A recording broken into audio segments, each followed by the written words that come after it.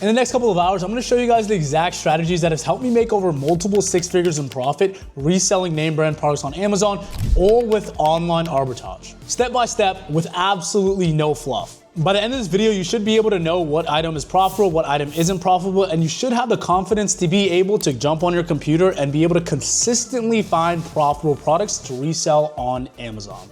All right, guys, it's time to get to the fun stuff, right? Let's get to how we're actually going to make money with Amazon FBA, and that's finding product research. Let's go.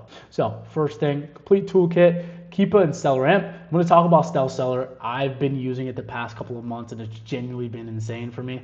But for the start, as a beginner, $40, right? $40 a month for sourcing. No automated sourcing tools, right? Storefront stocking method, right? Never browse random websites or clearance sections, right? Don't use automated softwares. Find sellers already succeeding on profitable products.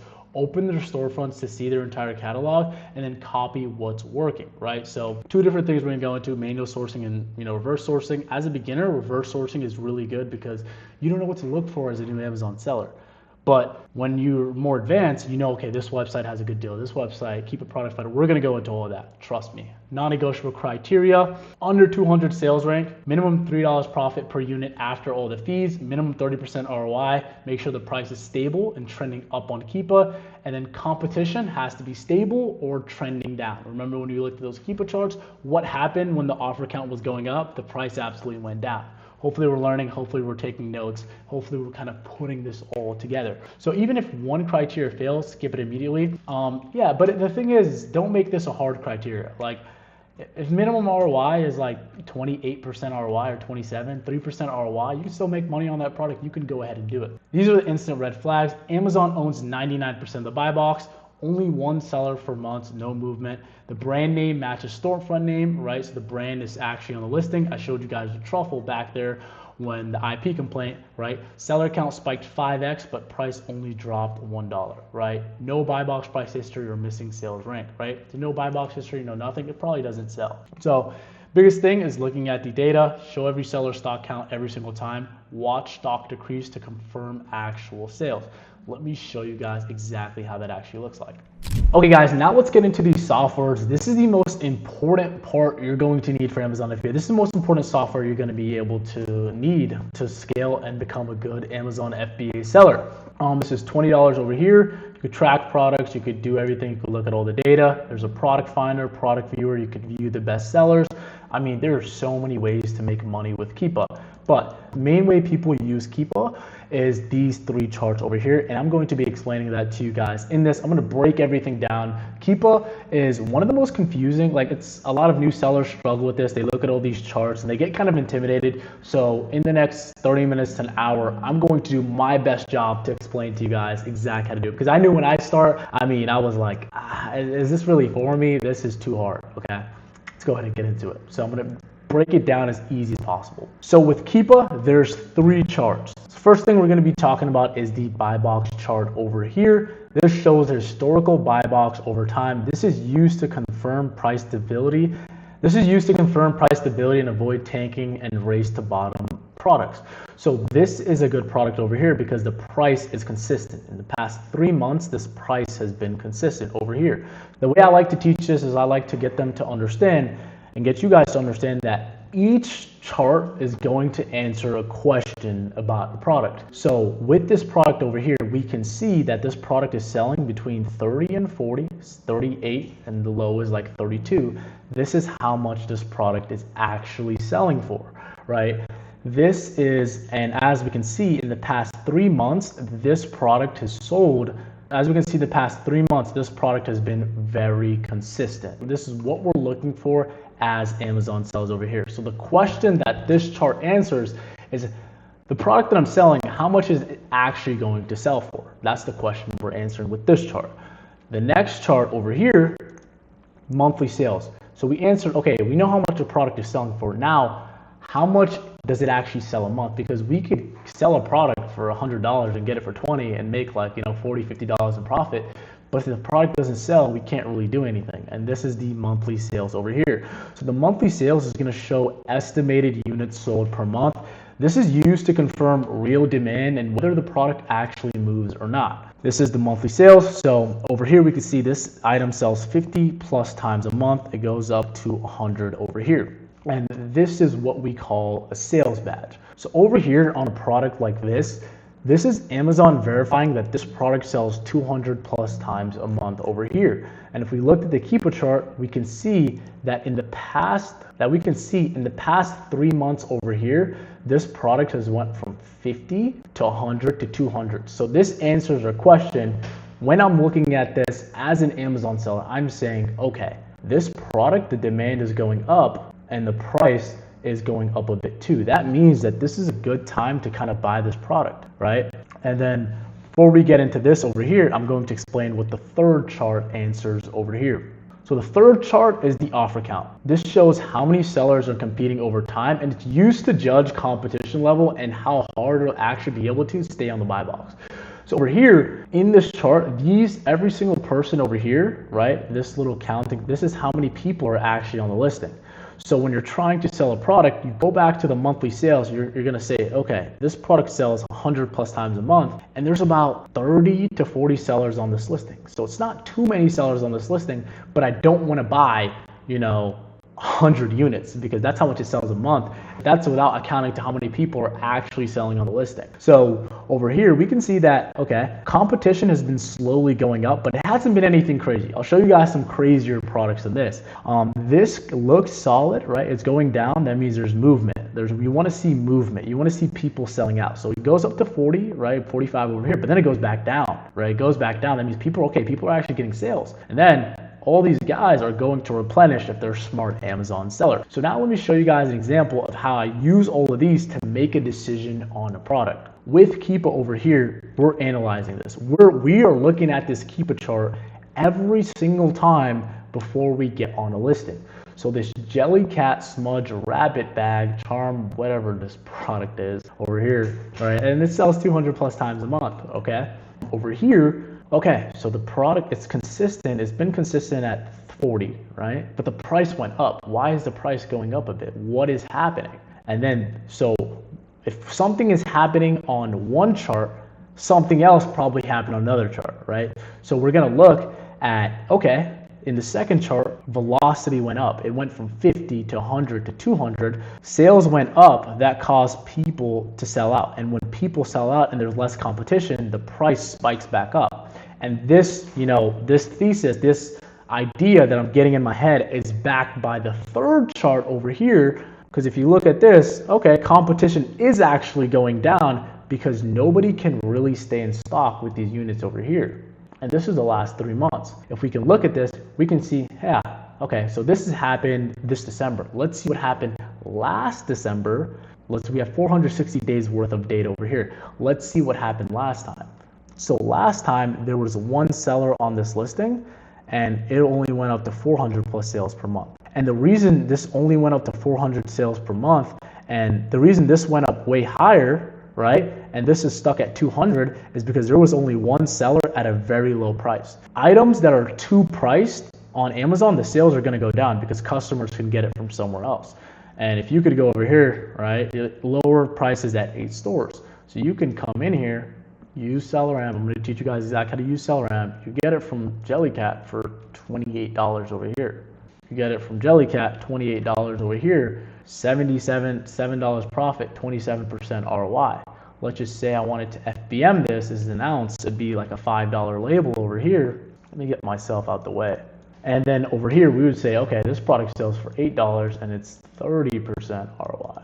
I mean, that's a good enough ROI for us, right? We're making $8 a unit, it sells 200 plus times a month. This is something that we could do and we could actually make profit on.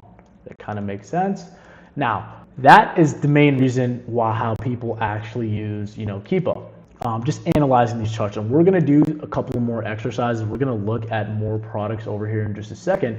But before we kind of do that, let me tell you guys what else we do to kind of look at these products. So we go to track product over here. This is another Keepa feature that I absolutely love that I don't see a lot of people talking about. So over here, the buy box is at 48 over here. Let's say the buy box is at 48. That was the high, right? Let's just say we were only able to get this product at $37.99, right? We wouldn't be able to kind of, or let's just say for example state, let's just say $35.99. This is hypothetical, guys. So $35.99 over here.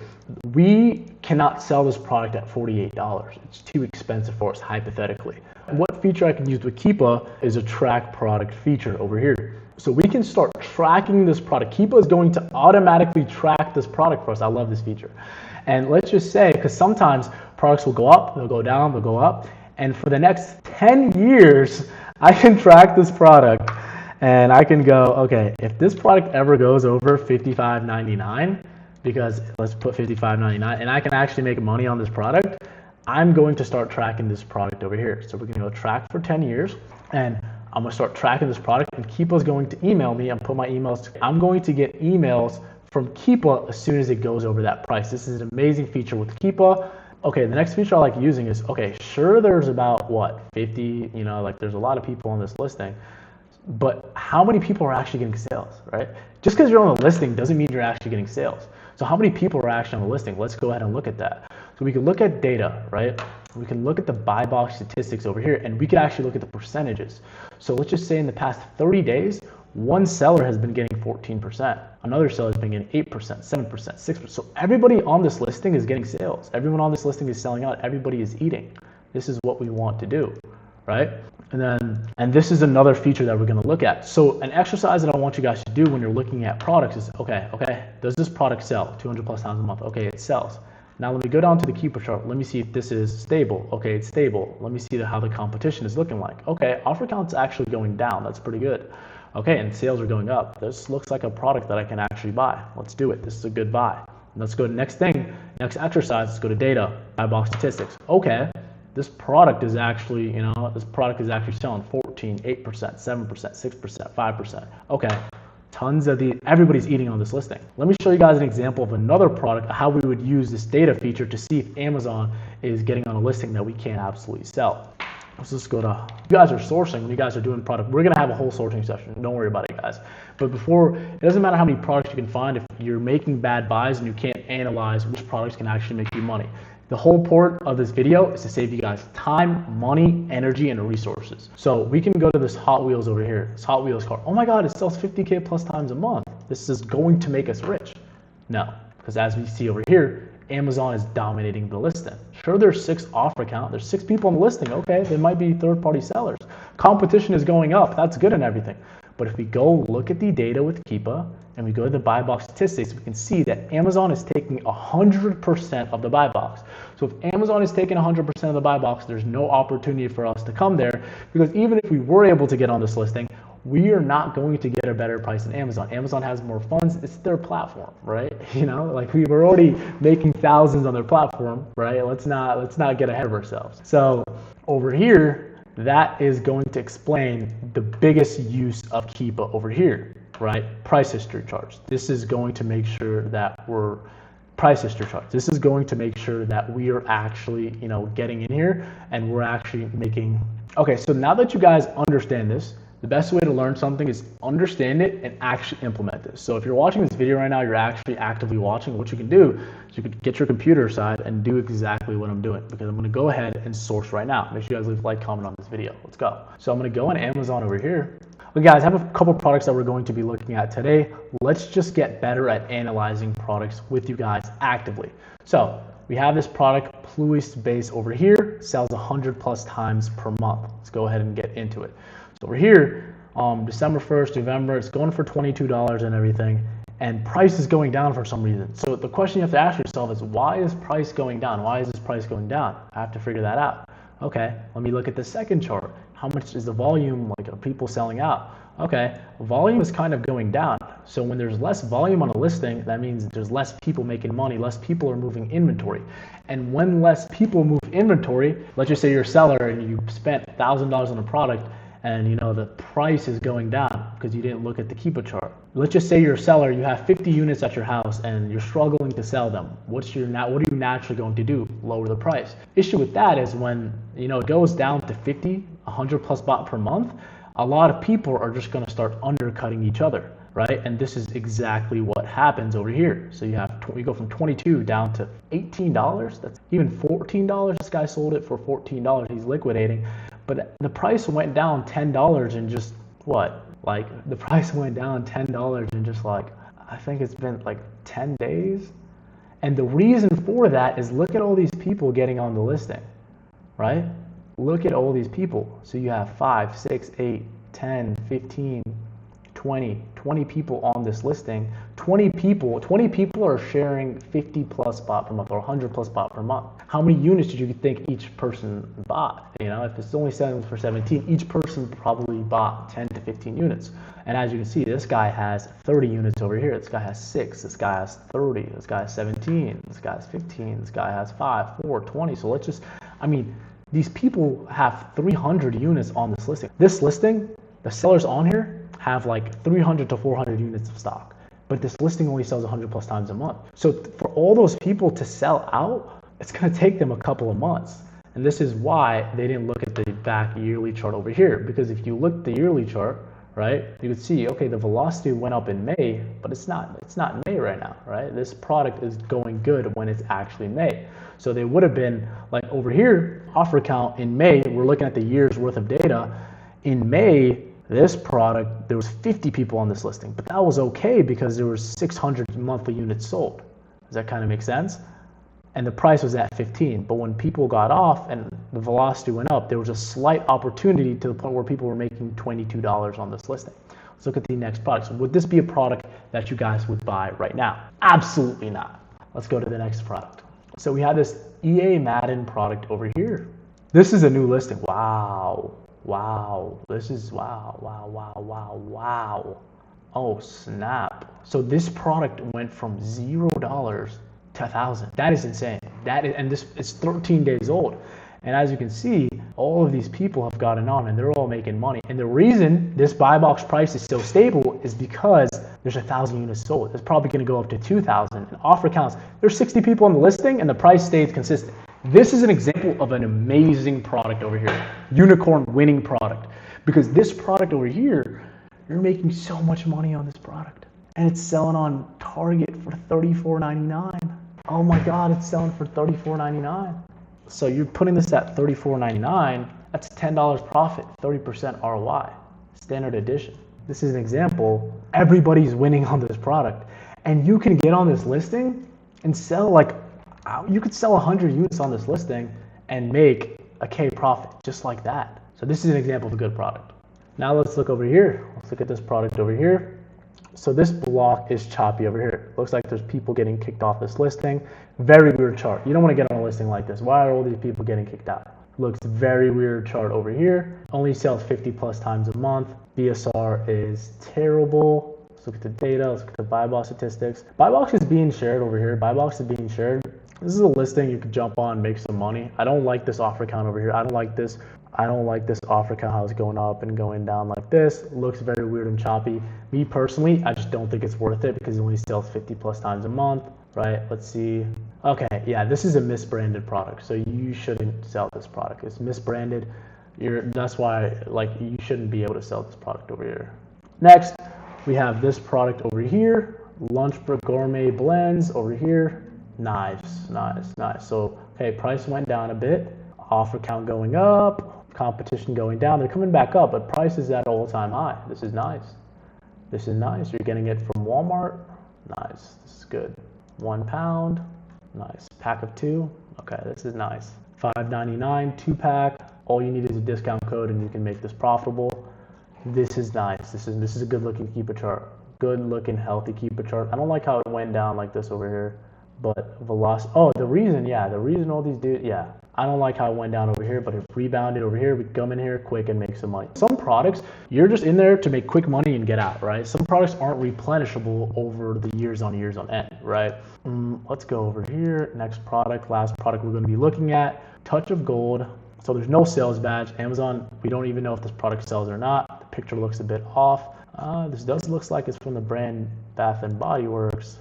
There's no sales badge. BSR did dip down, so there are sales being made. Offer count's good. There's just no sales badge.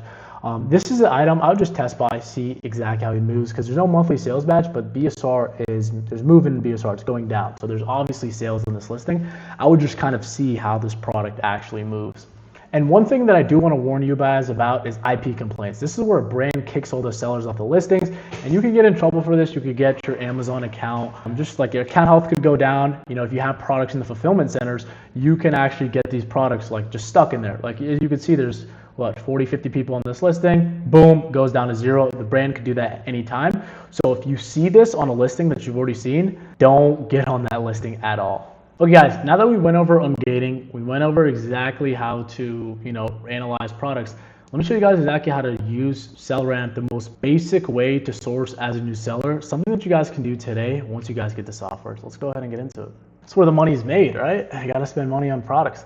So I pulled up this product I want to pull them up in SellerAmp, and this is how I'm going to source over here. So we see all these products. These are all the products this guy has on his catalog, right? We have to be able to find, he's selling all these products. We have to be able to find one of these products for a good enough price to resell for the high on Amazon. One thing we have to understand is that this guy might have gotten these products 1 month ago or 2 months ago and listed them, and now that discount that he used to become profitable isn't there anymore. And some ways, right, the biggest mentality when it comes to product research, which I have to kind of explain. Actually, I'm going to explain to you guys I'm going to do a checklist of everything to do with reverse sourcing. I'm going to insert that in this video right now. Then we're going to go back to this sourcing video. So let's go. I'm going to do that right now. So now that we understand how to use Keepa and analyze products, so now we're going to talk about the second software that we're going to be using for Amazon FBA business, and that is SellerAmp over here. So SellerAmp, you're going to be getting $19. Getting serious after you start getting your first sales and you start sourcing consistently, it's going to be $30.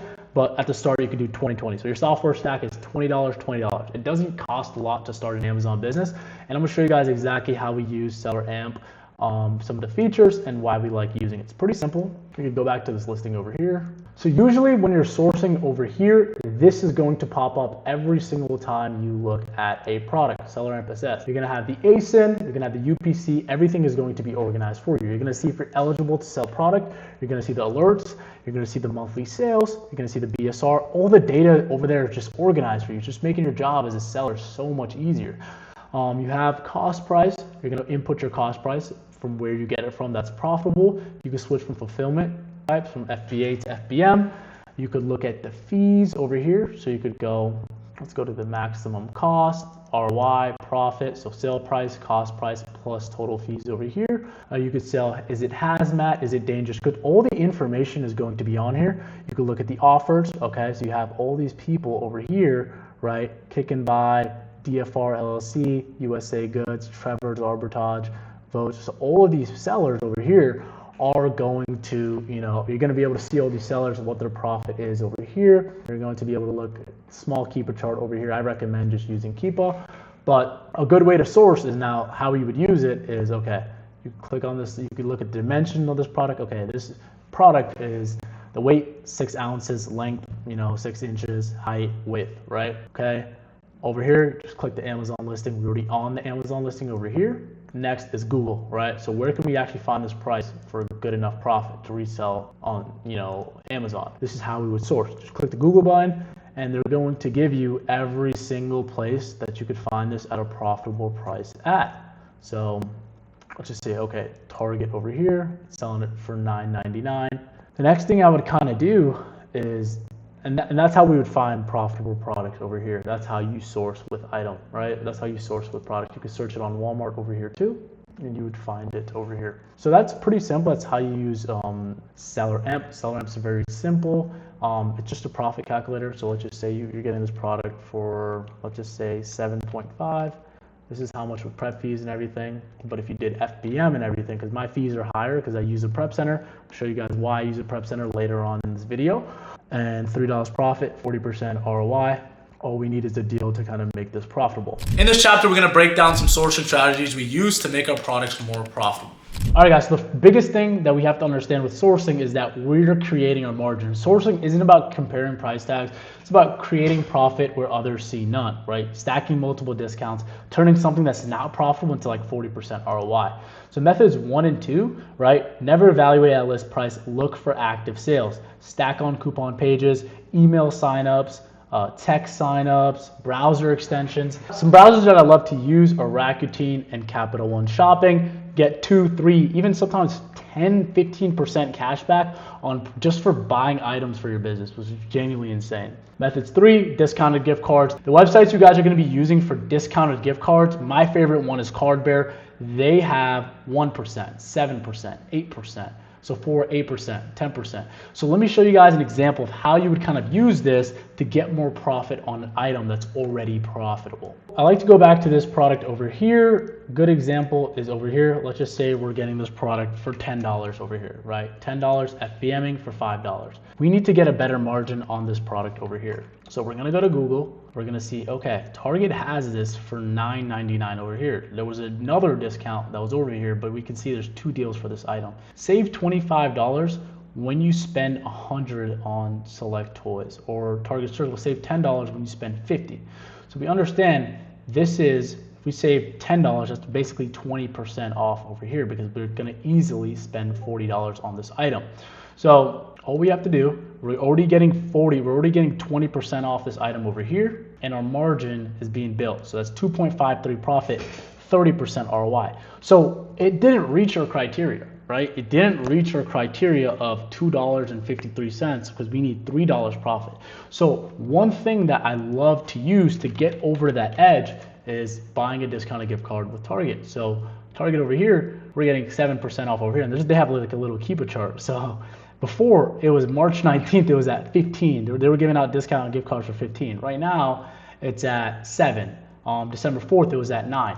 Now let's see if we were able to get that discounted. Like let's just say we got a 15% off discount.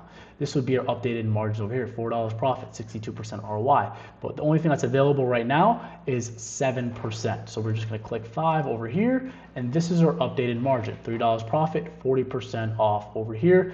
$5 label for this item, right? It's 5 ounces, very cheap. We could list this over here. We could let some of the tankers sell out, even sell it for 19 and everything. So these little discounts, 5, 10, 15% off, that could make or break your margin just like that. And that could make something that's not that profitable actually profitable. So method 4, cashback portals, right? Cashback monitor, top cashback. I just use Rakuten and cashback. Use all of these, you could treat it as bonus money because it's not guaranteed. But let's just say you're spending, thousands of dollars on inventory, you're getting 3%, 3%, 5%, 15%. And I remember when I was first selling and I got a cashback Rakuten at the end of the quarter, I got like $400 back, and this was 2 years ago, so we were only at like 5, 10K per month. So getting $400 back, bought some new basketball shoes, I was the happiest guy in the world, right? And I'm not doing anything different, I'm just doing the extension when I'm running my business. So method 5, obviously loyalty reward programs. Target Circle, I have Target Circle, Kohl's Cash, Ulta, getting a resale permit, right? Because you could save, once you get a resales permit, you don't have to pay any sales tax. If you're in California, if you're in a place that has a lot of sales tax, you're going to kind of need this, right? Method 7, no sales tax state. So you can ship to a prep center, right? And let's just say you can't get your resale certificate for some reason, right? You could get a prep center. I have a prep center in Delaware, and they handle literally everything for me. Method 8, obviously credit cards, Amex Gold, Amex Business Blue. Method 9, FBM speed advantage, right? So literally sell same day products arrive at your house, and you could beat FBA sellers all the time. Okay, so now that we understand that with sourcing, right, the biggest thing is understanding and manufacturing our margin, there's going to be multiple ways that you can source, right? There's manual sourcing, there's reverse sourcing, there's using Keepa Product Finder. There's so many things that you could do to find profitable products. The best way for beginners, I would probably say, is reverse sourcing, but for the context of this video, I have to show you guys manual sourcing. So let me show you guys exactly how to manual source if that is something that you guys want to do. So let's go into manual sourcing over here. So let's just say you found a brand that's profitable. You know a brand is, it's third party, you could sell third party on Amazon, this is profitable. All you're basically doing is you're just gonna grab something like this and manually source it, right? Most of the times when you want a manual source is when a website actually has a discount or anything. So let's go huge. I'm gonna go over here, just paste it in, and the listing should come up. So as we can see, we have to wait for the Jellycat one. This is the best seller over here. And as we can see, one of these sellers, there's a seller that's dominating everything, and he's been dominating. So we have to look for listings. Some of the more popular listings are going to be controlled by, a big seller on Amazon. That's totally fine, right? Next thing I want to look at is over here. We can look at all the variations, right? Okay, so this looks like a lot of arbitrage. Okay, Varsity Sales is on this listing. Let's look at this variation. Okay, Hippo Tails is on this listing. Let's look at all of the listings and let's see which variation of products that there's third-party sellers on. Okay, so with these plush bag collection, it looks like every person on that listing is a big seller. Let's check over here. Let's check at this one. Okay, scroll down to the keeper chart. Okay, look at what we have over here. So now this Jellycat bag charms is 600 plus bought per month. Tons of sellers on here. Offer counts going down, which is good. Velocity's going up. Let's see if we can get it at a good enough price. We're getting it for $30 over here. Put it for 30. FBM this. This is 1.4 ounces. It's a $5 label. Just like that, we're doing $7 profit, 23% ROI. And as we can see, right, with this $5 profit, if we're making $7 profit and we're only 7% away, that's totally fine. 600 plus bought per month. I'm totally fine with that. Over here, we can see if there's any discounts or anything like that. Let's add 10 to our cart, view bag and check out. Let's see if there's any promotional codes over here. Test all coupons. They did that for us automatically. And let's see if any coupons work for us. There's tons of coupons. There's no way not one of these aren't working. I'd be very surprised. Okay, so looks like the deals are gone. Looks like there was a deal before, right? And we could have probably gotten a better price. With a code, it would even make it more profitable, but over here, $5, $7 profit, 23% ROI. So we have one of the stuff in this catalog that can sell. All right, let's look at this one over here. Okay, see, this one is being dominated by a couple of people. No, there's just no demand on this listing, right? That's why nobody's really on it. 600 sale, yeah. And then that is basically manual sourcing. All you would do, just scroll down and manually, if you have a brand that that you've sold before and a website is having a really big deal, this is where you would kind of go on and start sourcing. Another thing is, like we talked about, Target was having that, when you spend select on select toys or all of this, when you have all this, so you could go board games, you could go card and puzzles, and then one of these things are 100% going to be profitable. So there's a big sale on this over here. Click this. It's available in shipping. There's a new lower price. I'm getting this for what, $9?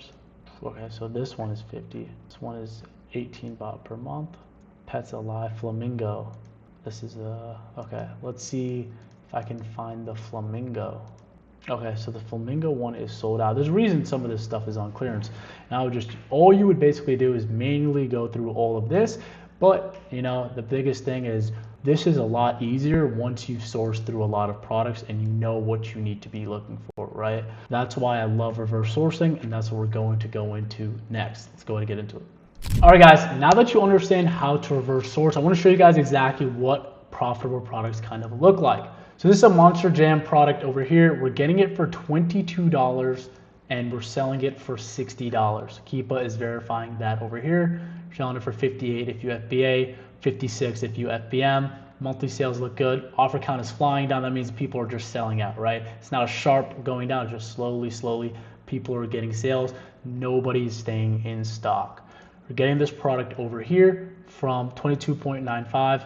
22.49. You could pick it up, you can do delivery, shipping is sold out, but you can still do these two things over here. And yeah, you could go in here, right? You could easily sell about 30 to 40 units. We'll go 40, cost, spend 800, sell it for 2.4K, and then profit $800 just off of one single product. And we could do that multiple times over here. Kind of late to this listing, this Little Bear product over here. It is out of stock, but I want to show you guys what some of the sellers that have been selling have been making their money on. So this little bear over here, right? You're getting it for $25, but 7 inches. Let's see, how big am I? Let's see, is this 7 inches? Yep. We're verifying that this is 7 inches.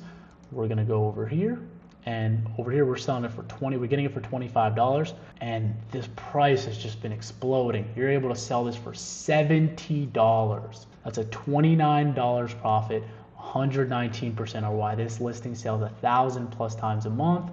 Over here, as you can see, let's see when this is. Hippo tails, and as you can see, and in the month of December, if you just sold 100 units, you would have spent 2.5K, got $7,000 in sales and 3K profit just by selling Jellycat Little Bear stuffed animals, right? Same thing. Let's go to the next product over here. We have Sephora. We're getting this. This is when people ask me what products sell, I literally tell them everything. Okay, so we're getting this product over here. It's a travel perfume spray, I think. $232. We got a discount over here. Let's go to calculator. 232. We're buying 10 units for 232. Divide that by 10 real quick. 23.2. I did not need a calculator for that. All right. So over here we have 23.2, and that gives us a $8 profit, 37% ROI. Offer count's going up, offer count's going down.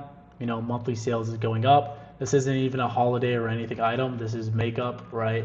And it still sells 1K plus times a month. So yeah, literally we can, oh wait, did we even, you buy 75 units over here, you buy 75 units, spend 1.7K, profit $640. Now imagine guys, imagine if you had 10, 15, 20 of these products every single day, sourcing every single day and building these skills. Would you still need to work that job that you hate? That's the biggest question, right? Would you still have to, you know, get up in the morning when all you have to do is sell little bears and just make as much money as possible? Okay guys, I actually had a different one of those things in the cart. I had a leash instead of marshmallow, but now marshmallow, okay, we're good. I thought this one was out of stock. We're good. We can add that 290, and then we could place some orders and instantly sell them as soon as possible. Let's go ahead and get after it. Another thing, I don't even think I put in Card Bear. I don't even think I put in Sephora. So if you go in Sephora 8.5, let me just add an extra 5%. Let me just add an extra 5%. And that's 9.7944, which is absolute money. Now that you guys have an example of 3 profitable products that can make you over, you know, 5K in profit, literally just in a couple of hours of sourcing every single day. Now we're going to be going more into the advanced sourcing strategies to make sure you guys find this products, you know, consistently every single day and actually make this a full-time income. Let's go ahead and get into it. But yeah, guys, what we're going to talk about today is Black Friday, right? Black Friday is huge. Every single year we get, you know, like a 3-day stretch from Friday to Monday, really. So 4-day stretch where there is like a bunch of deals on Walmart, Target, Walgreens, like any retail site you can imagine. Like I can tell you guys for my Walmart business, like the Walmart seller account, I bought a bunch, and I mean a bunch of toys from Target that were on a special deal, and Walmart that have like a special markdown, which are going to absolutely print right now and then the next week, 2 weeks from now, because they're all Christmas related and they're all like Christmas toys. I think these like retailers, they've been stretching out Black Friday deals like crazy. Like it's almost like a Black Friday last 15 days. I'm already seeing Black Friday deals right now, which is crazy. Yeah, but the good ones will actually come out tomorrow though. Like they'll release, like they'll actually throw it all at us. So I guess we'll get it going. I'll start with just a little slideshow for you guys. Then we can talk exactly what we should be doing, and then a lot of it is going to come back to tomorrow when we do a sourcing call. So I want to get your guys' time frames. What time would you guys like to do? So I'm thinking around, I don't know, as late as possible. as late as possible. All right, maybe we can do 2 sessions. We'll do one with me and then one with Bach. Where I'll do one like in the afternoon for you guys, like 12 o'clock, and then Bach will do one later at like 8 or 7 o'clock, somewhere around that time. I think that'll be good. Yeah, let's do this. I'm looking at Rakuten cashback too. I'm seeing 15, 10%. There's just so much. You guys see my screen? So Black Friday, right? Black Friday is huge, and I can't stress this enough. I've already gone through 2 Black Fridays, and both of them I was easily able to spend over $5,000 in one day on inventory. And those were when I was like a smaller seller in a sense. So you guys will be able to find at least like $500, $1,000, $2,000 to $3,000, $4,000 to spend on inventory, and possibly even more. Don't be scared to be spending money this. You could spend a good amount of, I don't know what happened to the lights, but you could spend a great amount of money this. Like if you have enough products, you guys have coaches and tickets. Like if you're ready to spend 5 to 7K, like, and we check off all your items, like be ready to spend that amount because there's that much opportunity. And then what I also want to say is tomorrow tickets are going to be heavily monitored. So you guys are going to be sending a bunch of ASINs in. Tickets are going to go like they will be watched. You'll get faster response times, and we'll be able to make sure you get the buys that you need to get the buys in. So like just also another thing to point out, Black Friday starts tomorrow, so the deals start. And what happens is those deals have limited supply. So I saw this a lot last year. If you wait too long to pull the trigger, by the end of the day, that listing's gonna be sold out. So if it's on Friday, you decide to wait till Saturday, there's a good chance that might sell out. And an example of that was last year I was selling, or I got this product. It was like a Mr. Coffee, I don't know, Mr. Coffee machine. I was buying it for $40 or $30, and you were selling it on Amazon for $100. I found it from Boscov's from that day. So like on Friday, I found it on Boscov's, and then I waited till Saturday to buy it. Saturday morning came around and the item was out of stock. So it's like they move very fast, and people are willing to pick up the volume because that item dropped from $90 all the way down to 40. So people were buying it right away. And obviously track those mainstream websites. You can see them tonight. You can kind of get set yourself up for tomorrow. Like see what deals are being promoted. Right now, Home Depot is promoting that they have a buy one, get one free deal on Home Depot. But tomorrow they mentioned that they will be cutting prices too. So it'll be that buy one, get one free, and they're also cutting the prices. And there's different places like Walgreens where they're saying they're going to come out with a 20% tomorrow and cut prices. So it's like there's a bunch of retail sites that are going to cut a lot of prices. And there's like two searches that we're going to be doing to really find products. And that's once we find one profitable product on Keepa. So we're going to do two things. One, we're going to do brand sourcing, right? So if you start taking Keepa, you can rip apart where you're buying for products, and you can start like having a snowball of products. So the first filters I want you guys to use, and I'll send you this in a little thing so you can just copy it to your browser, is the brand search that I've talked about, where we've done a class. Most of you should know the brand search call, right? So we're taking a brand, a signature brand, and we're throwing it in there. For example, like Contingo. So I'm going to show you guys an example real quick. So we'll pull this up. Let's see. Oh, it's pulling up the wrong search. Hold up. Let me go back. Oh, no, it's not. Here it is. Okay, so right here, the brand search, right? We put in 4 offers, so we want at least 4 offers on a listing. 50% buy box, 50 months sold. So like these are just the filters to find good arbitrage products, and there's 73,000 here, right? So what are we going to do? We're going to take the brand. So let's say we're going to use, we use this example pretty close to last year, like Contingo, for example, right? Throw in Contingo in here, and you see we filter down to 6 products that meet our criteria. And you can see categories. So you can take these, sort them by offer count. This is a few example, and then take these, Google search them, see if they're in the same source links that you just found. So I'm going to try to actually use an example of a product that we can use today. So let me pull up. Let's do this one. We'll start over here. We'll grab these products. So this is our Christmas search that we're doing. This is also a Christmas search, so we can find Christmas products. So start here, grab one of these products. So for example, we're going to grab the Dove Promise products that I've been looking at for a little bit now. And we're just going to take the Dove, just the Dove brand. Take the Dove brand, Dove right here. See, there's 210 Dove products. And then these should be a whole bunch of different Dove products we can start using as leads.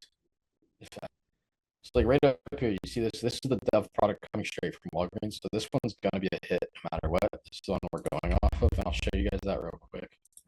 Let me pull up this. And I use this example because this is a good example of a saturated listing where you're going to find a lot of sellers that are, sourcing holiday products.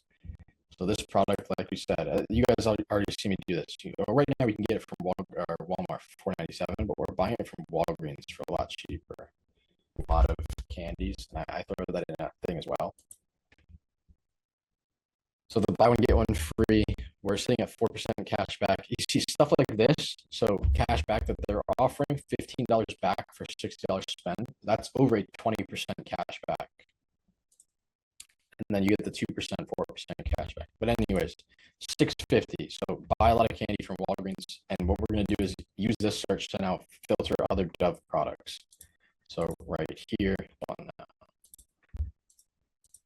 I just want to show you guys. This is what I'm going to be doing. As soon as I find one profitable product tomorrow, I'll do a brand search on it like this and see where people buying it from. So this one, what I'm going to do is take a look at Walgreens again, just because I know that's a place that carries a lot of, candies and stuff.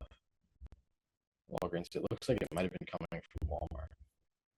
Yeah, so this is another, like, you'll see a lot of price drops that are dramatic like this, where Walmart goes down to $15 and they're at 22. I think this one's a little out of reach. So $15, yeah, that's a little far off.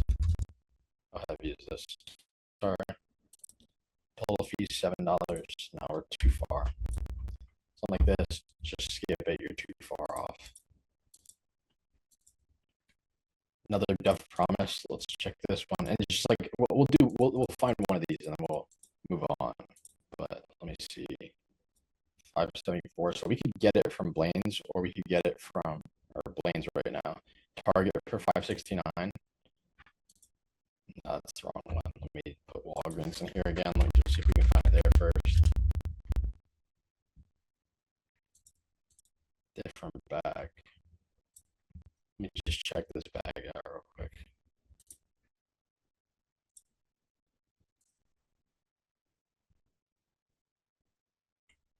Out of price range. Let's go back on this one. Blaine's. All right, I have to do the authentication for Blaine's. But we can see you can get it from Blaine's profitably.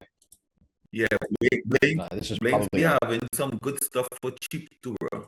Yeah, Blaine's has some good products, and they normally have quick delivery. But you'll see a lot of good products from Blaine's because of the seasonal sourcing and just the Black Friday. So something like this, unfortunately, there's no discount attached to it, so it is just $5.99. So it's like a very low ticket item. But what we can do is we can FBA this now, and let's see, all the way through January. Yeah, January, this is still selling 1,000 times a month. Or we can still FBM this and sell it for the 26% ROI. It's just I don't like running this low of a profit. But that was just an example of a brand search, right? You can do multiple brand searches on different stuff you find tomorrow. And this is why this Christmas search is also good, because we're going to see those products that are relatively related to the Christmas stuff. So like Hallmark is obviously related to Christmas. Lego, for the newer sellers that don't have like bigger brands, like you can't get Lego or Hallmark, we can still find the smaller brands, or even take something like this Dove chocolate I just showed you guys. Take this, start a reverse source on here, because manual sourcing is not going to do too well tomorrow. You're only going to manual source once you find a profitable product on a website, or a product is like a website's running a good deal. So like we can move on like right here. Here's an example of stuff I'm looking for. For Walmart, I'm looking at for like food, toys, candy, decorations, appliances, pretty much everything. Walmart's going to cut their prices on almost everything they have. Target, a lot of toys are going to be cut. So think of the Just Play toys, or the Jaquise toys. I don't know what they're called. I forget. Walgreens, big candy retailer. So if you're looking for anything that's related to candy or food at all, just when you're putting it in the Google search, just put in Walgreens before the text field, and I guarantee you, just see if it's at Walgreens first and what's the price at Walgreens, because Walgreens is going to run a crazy discount tomorrow. And then Best Buy, huge electronics deal. Last year, there's electronics deal. The most recent one that we had was the PlayStation 4 controllers. Those ones got an IP, but those ones were alive for almost a year. And Best Buy is going to be discounting stuff like that. So like you'll see a whole bunch of deals on Best Buy. Home Depot, Ryobi, Husky, DeWalt, and other Home Depot brands and brands you can find on Home Depot are going to go on a lot of buy one, get one free. And then one of the biggest ones is niche websites. So like if you're buying from a brand site directly, check their sites first, because I guarantee you they're going to run some sort of promotion tomorrow. And like an example, this is Russell Stover. So Russell Stover. You buy directly from Russell Stover. So it's going to load. Tomorrow they're going to change their sale, but even right now you see they're running a 20% off on tins, and you can literally type in the Russell Stover brand. Like let me put it in advanced filters. This is what I mean. You can use it for any brand. So as soon as you find a product, you don't even have to find the product profitably. You can put in the brand first. So Russell, let me see how you spell it. Stover, is that out? be honest, I don't know. Russell Stover.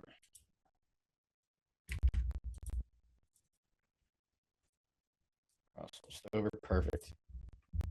Russell Stover, you see how many products they have? These should look familiar to you because these were very, very popular for the last year and this year. Like these are going to come back, and I guarantee you this is something to maybe look at tomorrow. These baggies right here would go crazy for Russells, and like as you can see, we filter these 28. These are the most popular products. Now you go through these, see if you can find them back on the platform. So we'll use this one for an example. I believe my VA might have looked at these. Let's see. Hey, Adam, I got a quick question. This is pretty. So you mentioned toys Yeah. for Target, right? And then I actually saw that you made an announcement about those toys were like sold under a fake listing. I'm not gonna lie, Yeah. before you sent that, I had sold under one of those listings before. So Really? so I'm just wondering like why you say stay away from them. Just Because it's a fake. they eventually have issues, right? So Amazon can come back like not a year. They can go, I think it's 2 years. They're allowed 2 years to go back on an old listing if it gets taken down, and they'll be like, Don, you sold this listing when it was misbranded. You weren't supposed to sell it. I think Fraj, have you ever experienced Yeah, anything those like that? misbranded listings, they're never worth it because you're bypassing the ungated progress. Most of the time, it's with brands that are like, you're not supposed to be selling as a new seller. You're not supposed to be ungated. The big thing is like, if it's too good to be true, right? Some of these people, they just make a listing of a really profitable product that sells a lot, but they list it under like grocery when it's a tool item or it's like a toy item. And that's how they bypass the ungating process. The issue with that is you might get away with it for a month or two, but Amazon could come back 8 months later and be like, hey, we need documentation for this, or they could, give you an IP complaint, or they could just mess up your account health. So I would just say risk to reward ratio. I just wouldn't recommend it if you want to be a Okay, gotcha. Yeah, because I looked into it like when you said click into the brand, I was like, oh wow, yeah, it is okay. Yeah, it's like it's kind of obvious too. It's like one of the big brands, right? Some people like even they're not at 200 sales per month, and you're seeing a guy with like 0 reviews on the listing. Like, how is this guy on a listing with me when I have like 20 to 30 reviews? So obviously something is off. Obviously, there's sellers that aren't supposed to be selling this, and Amazon. Let's just say there's 30 people. Amazon's going to get all of them maybe in like July of 2026, and they're going to ask you for documentation. They might, bring your account health down. So overall, it's just not worth it. Gotcha. Okay. Something like that. Something else they can do is rather than you proving that your products are authentic, they're going to look to see if you have an ungate, like that'll actually work. They're not looking for authenticity anymore. Like, of course, they care that your products are real, but they're more concerned where you're supposed to be ungated to sell that product. So it's like if you find, let's say, like a Milwaukee listing that's generic or it's misbranded, obviously you don't have a Milwaukee invoice. You weren't supposed to sell that, and that can get you in trouble. And guys, I also wanted to mention like doing this brand search really fast. Like these, I kind of knew prior hand because I knew Russell Stover is a good brand. You can see right here, like I said, Walgreens. Always check Walgreens for candy related stuff. They have a 749. Like this is clearance off 749, 20% back, 2% cash back, 4% Rakuten, or whatever the top cash back. And then we can go look at something like this. Walgreens is 13% off. Use card depot, so I'll use GCX for this example, 9% off.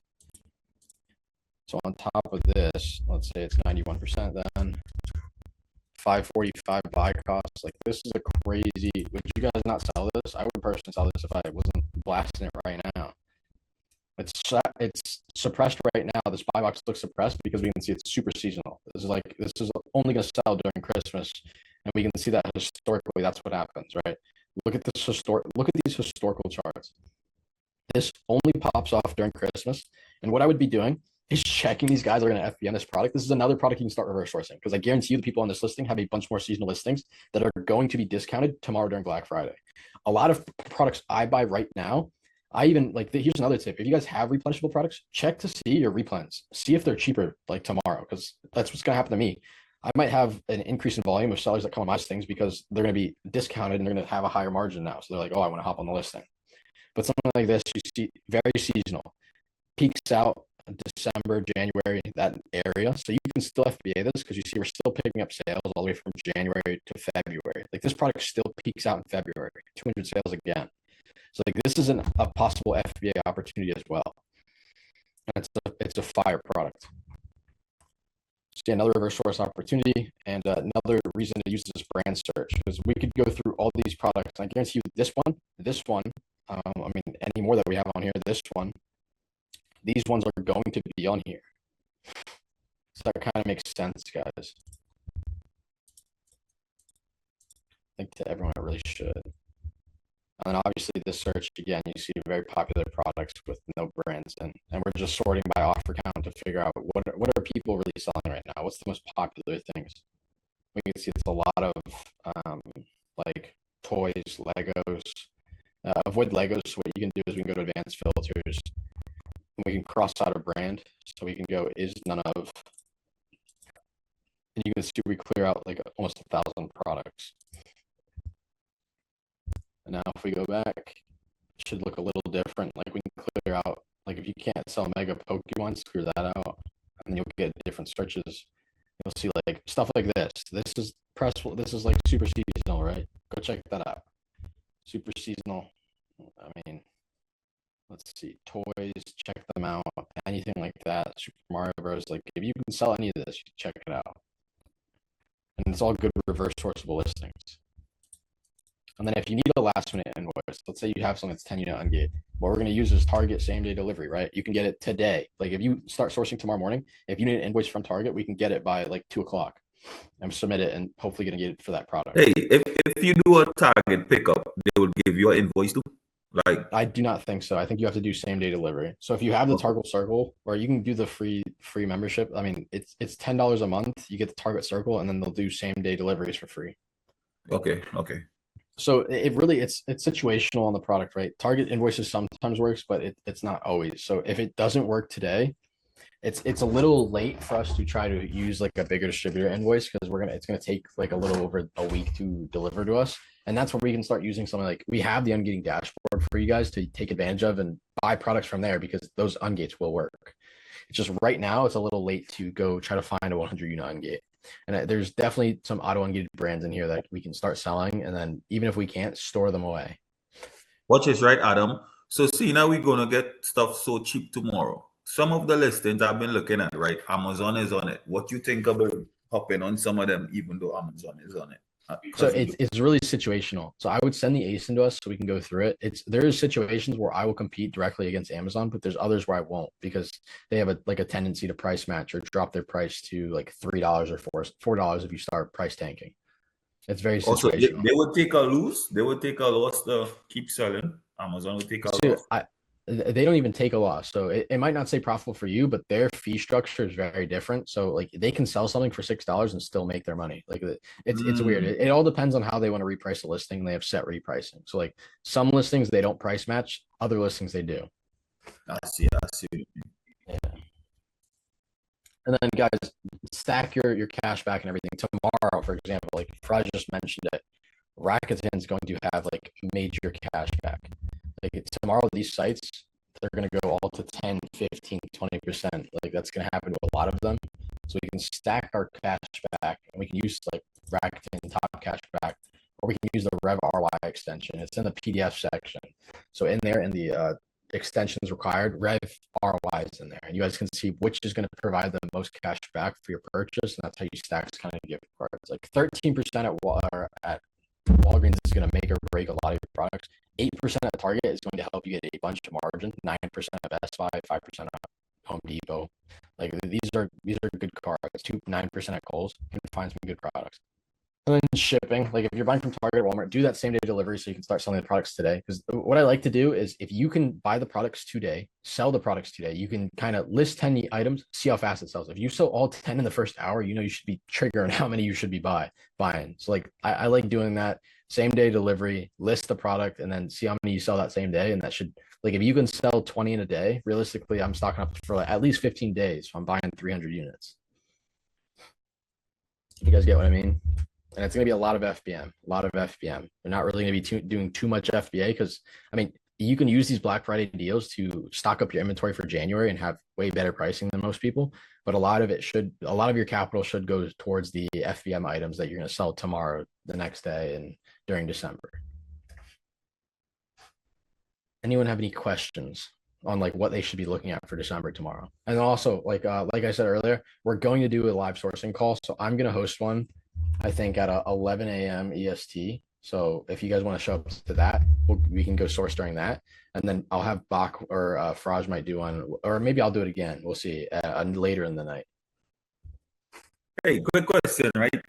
Man, I saw you was looking at Russell's too, right? You think Candy is good at FBM or FBA? Because I have some stuff like some M&Ms, the big jar, the 62 ounce and 55 ounce I was selling, and they were all selling out. But man, I got like 3 fucking returns because man, the shipping company be fucking up them people shit before it even get to them, bro. Yeah, I know what you mean. It's really just a gamble. So I like doing a lot of FBM, but I also will send them FBA. It just depends on the time frame. Like right now, if you send something FBA, you're going to be missing sales from now till maybe December like 24th, like anywhere in that range. But So with the chocolate in particular, I usually Mhm. kind of keep it in my house because it could stay cool in the air conditioner and not melt or anything. But some of the customers be like fuming when they get their shit because it'd be like, and the shipping Melted. company be messing it up too. Praj, you got any input on that? For me, it's situational. I'm up on the East Coast. So it's very cold out right now. So that's why they let us do like FBM and FBA with multiples. Oh, I I haven't ran see. into the problem. I'm in You're in Louisiana, California, man. right? Oh, Hot every day, Louisiana. man. It's hot That's every not day. every day. Yeah. So that one, yeah, it's situational. Like for me personally, if I was in a hot place right now, I probably wouldn't be doing too much chocolate FBM because of all the returns I would get. But Hmm. then again, what you could do is like, nah, I wouldn't send it in a box. It'd still be too hot. I would start FBAing it, but still like figure out if it's worth it to keep FBMing as well. See if like even plus the returns, are you still making a profit on top of them? That would be my question. And we could look I through that in feel the tickets if you want. I feel you. I feel you. Guys, any questions on anything? It's like open floor. I want to hear what are your thoughts? How do you want to prepare for Q4 tomorrow or Black Friday tomorrow? It's pretty straightforward. You're going to be sourcing like source is normal. Just do more sourcing, and I guarantee you there's going to be a lot more deals out there, and you're going to be able to find products a little more easy. And some of them might look a little unrealistic. Like there's like this, for example, this Russell product. This is over 100% ROI. It might look a little unrealistic, but those are some of the type of ROIs you're going to get from Black Friday. I got a question. So regarding what you said earlier with Amazon being on the buy box, how do you determine whether or not you sell on it or don't? Like, is it one you think they'll sell out based Yeah, on so like the I like previous looking at history? buy box percentage. So how much do they have? Like this, for example, Amazon's only been in stock for this little gap. Mm, So if Amazon's on this listing, I'm selling this. But if Amazon has 80% of the buy box, that is when it's very situational. We see why do they have 80% of the buy box? Are they at the Oh, same price okay, as the okay, sellers? okay. I see. Yeah. No. Yeah, very situational. So it really just send the listing over, and what we can do is we can break it down and be like, why would I sell on this? Why wouldn't I sell on this? And then eventually you'll just be able to tell that on your own because I can tell you exactly what I'm thinking. okay, Because I gotcha. was looking at some of the guys even had the price cheaper than Amazon, and Amazon was still selling more. Like I don't understand that. Like if my price is cheaper, why Were would they they FBM or still buy? FBA? Some of them were FBM and some of them were FB. I would say it was like a 60-40 split in between it. But Amazon had the higher price and they were still selling more Yeah, than. so it all comes down to volume as well. So if you guys are doing FBM, Amazon's obviously FBA, and they have more volume, like more in stock, they're going to pick up sales for higher price. But like something like this done, you see this, I would not be scared to hop on this listing at all because Amazon's so out of the price range. Like they're at $43 and the buy box is at 16. And even back here, like Amazon's going to share the buy box with us at this price, or we can undercut them a little bit. And you can see that's happening right here. We're Yep. undercutting price. Like buy box is 12.63, Amazon's 15. And then even like But back here, we're doing don't the say, same thing okay, again. this is how Amazon usually acts on one listings.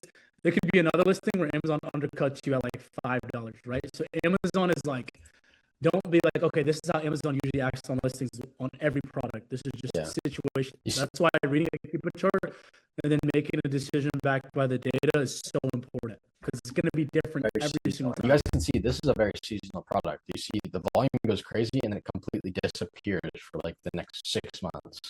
So like this is a product where there's hidden volume, and like you can see historically what Amazon kind of does with their products, and they're still selling this for $25, $27. Like they're selling out and they're now done, which they kind of will. They do that during December. I'm not worried about their price. Okay, just because they were so out of price last year. So you Yeah. just kind of look at like the previous data from last year and see like Yeah, you and determine. we got 4 years of data here too. So we can see 2021, 2022, 23, 4, and 5. Okay, gotcha. And then do you also scroll up? So like if you scroll up a little bit and look at the data, do you look at the buy box statistics as well when you Yeah, no, this is great. You can also just kind of get a piece of the pie right here, Mhm. but I mean, using that is a lot better as well. So data, like Okay. yeah, filter the buy box, 365 days. This one, it has a lot of suppressed, so we can see. I mean, even right now, this is a gold product, right? There's no huge distributor on here. Like a person that has the most buy box Oh, is it's tough. 26. Okay. Mm. That's like it's pretty well shared. And none of these guys are like the only person over 1,000 is down here with less than 1%. Like this is a perfect product. You're not gonna get IP from this. It's like textbook arbitrage product. And I mean, obviously, we know where we're finding it from. We're getting it right here, and this is like a different product. And like, boom, you could even do brand searches right inside the place your source. These things look like gold mines. So check that box, check that box, check that box. Like keep scrolling and see if we can find more buttons. Check this box, this one, this one. Like these are all products that I guarantee are probably on Amazon. And you see some of them are already out of stock. Like we didn't even hit Black Friday, and some of them are already going to the Black Friday deals. So like I guarantee you tomorrow, these might have an extra 20% off. Rakuten might be at 15% cash back. And the deals are 10 times better. It's just they're gonna sell out faster. And it's just one brand, right? I'm showing you guys one item. Or one brand. I showed you two brands really, but like Dove and this, but it's like there's opportunity here. I don't even think this is something I would look at. Yeah, no. But any questions? Hey, I have one more question, right, Adam? For some of the orders, right?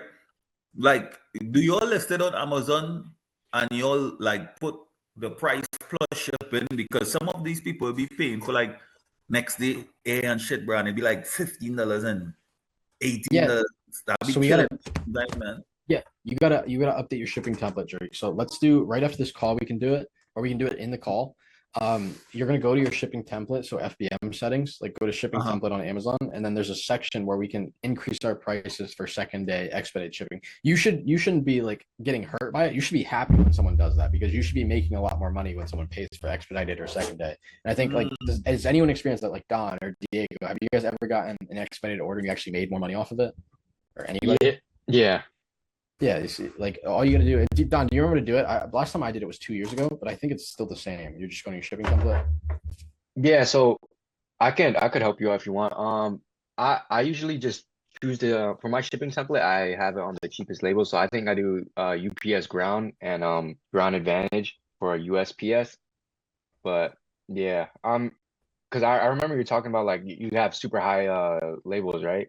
Your labels are very expensive, Jackery. Yeah, I guess some hot labels, man. And that's because I was selling stuff that was like in cans and stuff too, you know. So after I talked to Faraj last night, I kind of get a gist on some stuff. I was able to keep some of the stuff in cans because even with the increased shipping for $9, I'm still making like a $4 profit on a unit, you know.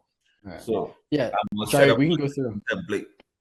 Yeah, we can go through, change your template, and we can put like expedited shipping on plus $9.99. If they order expedited, they have to pay an extra $10, and then like $5 per pound. And then like second day delivery, you can go crazy. You can say you charge $25 for second day plus like $15 a pound. I've had people pay for that before, and your 30% ROI product suddenly goes to 2,000% ROI just from all the shipping they pay. Damn, for a whole time I was thinking that was a bad thing. Shit. No, you can, yeah. Whenever they pay expedited, I get happy. So it's like we can change that so it's better. Okay. Any other questions, guys? All right, sounds good. Let's do. I will keep my word to it. We're gonna do a call 11 a.m. tomorrow. Yeah, no, what's up? I was wondering, so because I'm still getting verified for my seller account, I know you said we should be buying earlier, like don't be scared to buy the products and whatnot. But how long do we have, like in reality, until like we can't really get much value out of these products? Like they won't be on the market.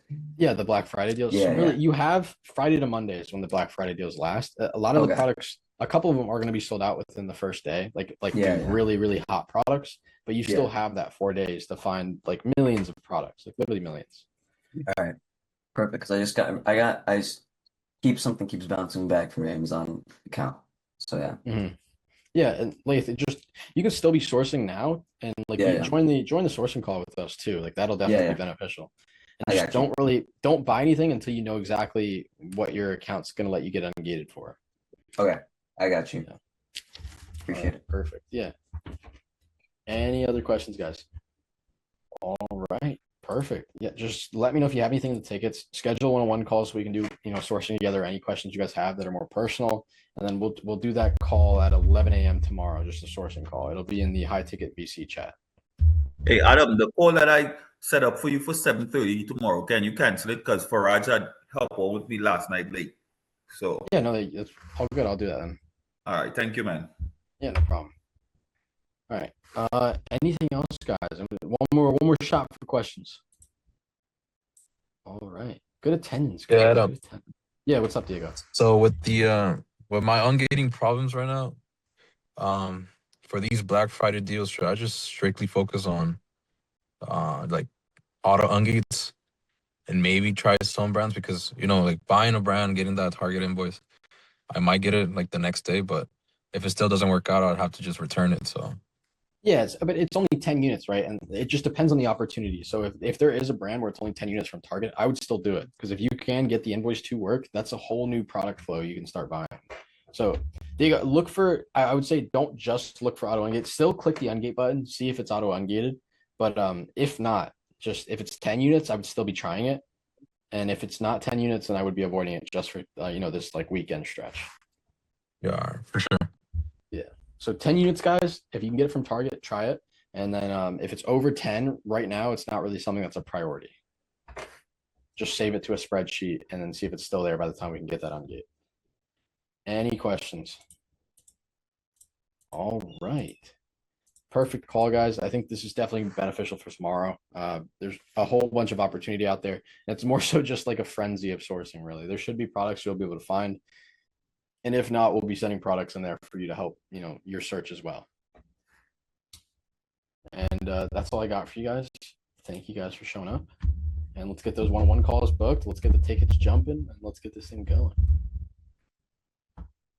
I'll see you guys tomorrow. Have a good one, everyone. See you tomorrow, Adam. Thank you. Yeah. Appreciate it, bro. Thank you, Adam. In this chapter, we're going to break down everything you need to know about retail arbitrage. Let's go ahead and get into it. All right, guys, in this module, we're going to be talking about retail arbitrage. We're going to be doing a complete sourcing guide. This is exactly how I started with $500. This is the best way to break into Amazon FBA with limited capital and also learning, right? If you have a couple of $100, you want to flip it, let's go ahead and make this happen. So, what is retail arbitrage? Retail arbitrage is buying products on clearance and reselling them on Amazon at full price, but you're doing it at the stores. You're doing your product research in person. The reason I love, right, retail arbitrage in 2026 is, first of all, there's going to be so many retailers liquidating their inventory from quarter 4 and quarter 3. There's going to be so much opportunity to get these products for a low enough price to resell for the high on Amazon. Now, obviously, less competition, right? Biggest thing in everything is just doing stuff that other people aren't willing to do, right? You're going to be able to go into the store. Some people aren't willing to go into the stores and get uncomfortable, and you're going to be able to make money doing that. Another thing is retail arbitrage is more regional, right? With online arbitrage, someone that's in California could buy the same products that someone in New York or Florida can. With retail arbitrage, you could have a specific advantage at your store. You can build a relationship with a supplier, and that could give you $100K per month storefront. Reason I love retail arbitrage: quick cash flow, products can sell within 24 to 48 hours of arriving on Amazon, and you're selling to an established marketplace. So most of the products that you're going to see already have listings on Amazon. So the best places to source products from is Walmart, clearance aisles, Target, CVS, Walgreens, and Ollie's. Another one is Grocery Outlet. All these liquidation stores, just make sure they're giving you documentation, right? Next thing you want to do when you're analyzing products, after this, I just want to explain it real quick, and then I'm going to go into store and give you guys an IRL in-depth, how to actually sort. This is going to be a quick overview, then we're going to go into the store, and I'm going to show you guys exactly how to do it, right? But you're going to save, these are just some tips. You could have 5 to 10% saving off with your resale certificate. Resale certificate is super important because you can save so much. You're not paying any sales tax, right? Make sure you have, a physical copy, right? These are the stores that accept it. Walmart, Target, CVS, Walgreens, Costco, Sam's Clubs, Ollie's.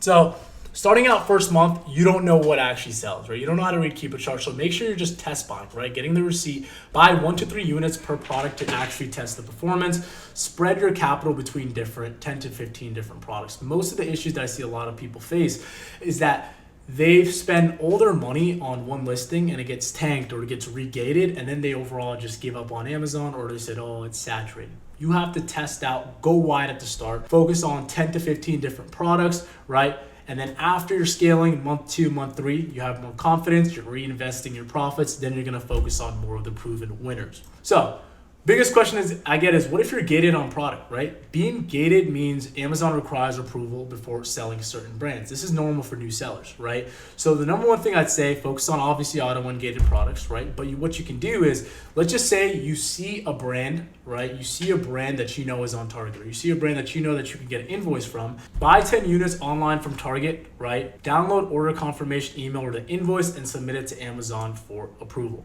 right? Strategy 2 is just starting with ungated products, right? What you're going to do is you're going to find new sellers, right? The next strategy I like to do is starting with auto ungated brands, right? Stafford, Cuddle Duds, Gap, Nautica. These are easy to sell as a new beginner, and you're going to be able to build sales history to get you to that 204 mark, right? And that's where you're going to be able to overall just sell more brands. But the biggest thing is, right, another strategy is, okay, if you're gated on one product, right, let's just say you have a brand, let's just say it's Dove, a good example. That's just a brand, right? You have a product that you know is profitable at Dove in the store, right? In the store, right, you can find another product on Target, if it's asking for 10 units, buy that product from the same brand, submit that, and you're gonna get ungated for the whole brand, which you're going to be able to sell and make profit on that item. So the product that you're buying to get ungated for, it doesn't even have to be profitable. We're just using that to get ungated, and I'm going to be showing you guys that IRL. But avoid these mistakes, right? Buying without scanning, always verify Amazon's price list. Make sure you look at the data. Make sure you're looking at the sales rank. Never go too deep on one product when you're starting. Make sure you're inputting your cost.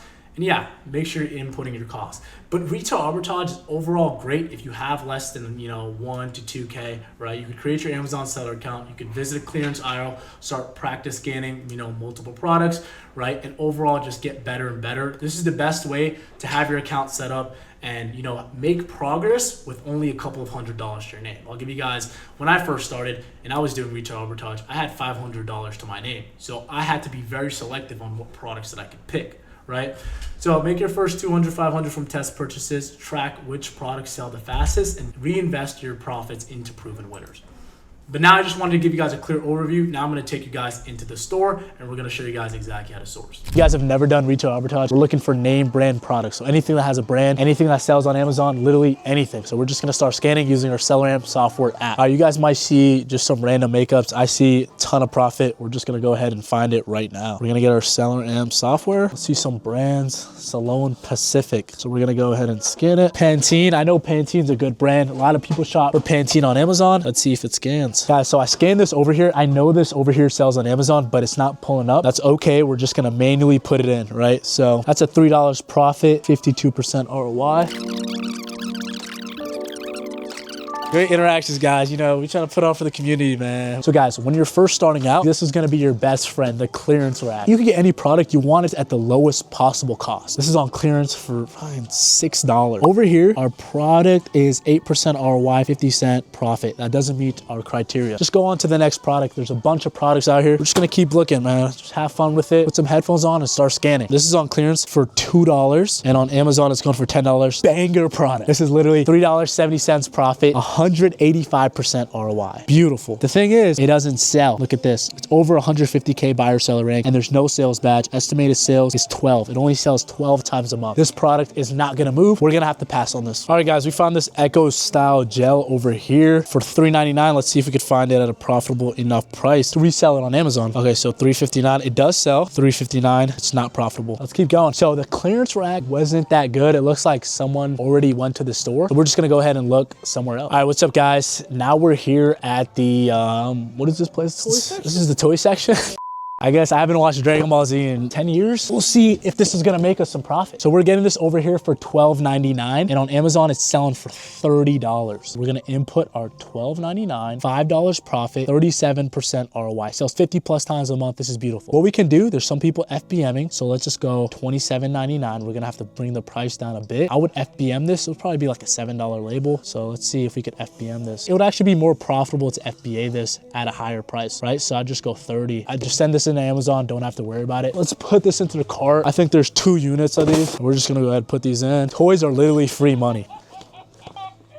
We got this over here going for $4.99, $2.62 profit, 52% ROI, sells 900 plus times a month. I'm taking it every single day of the week. Guys, this is too easy, guys. If you guys are broke in 2025, you're unemployed, just go to your favorite Ross and just start scanning. I see a potential right here. Bowser. This looks like it would sell for like 30 bucks on Amazon, right? You could see this selling for 30 bucks on Amazon. A good retail arbitrage tip is ask them when they restock. Oh my God, you'll literally make so much money. Once you do that, come back to this video and be like, bro, Faraj, thank you so much, bro. I owe you a house, bro. I've been doing this so long. I just have like the telepathic, like I could do this. Like I have the eye sensors. Like I know when something is profitable. Look at this, look at this. We're getting it, show the $14.99, so they don't think we're capping. $14.99, $7 profit, 51% ROI, 300 plus bottom month. What are we doing with this product? We found more of these. This is easily $70 profit. We got to get to at least 150. With something like this though, it just weighs, it's a lot, it's heavy. So the margins have to be insane. This one's $69.99, this one's $14.99, but this one's the Marvel movie. So this one actually might be more better cook. It would be insane. $16.99, we're selling it for $30. Let's FBM this. $7 profit, but a label would be like $8, so it wouldn't be profitable. Kinetic sand. On something like this, I got the under. I'm taking the under. It's Jason Tatum, we're taking the under. Selling for $30. Oh my God. Show them so they don't think we're capping. $9.99.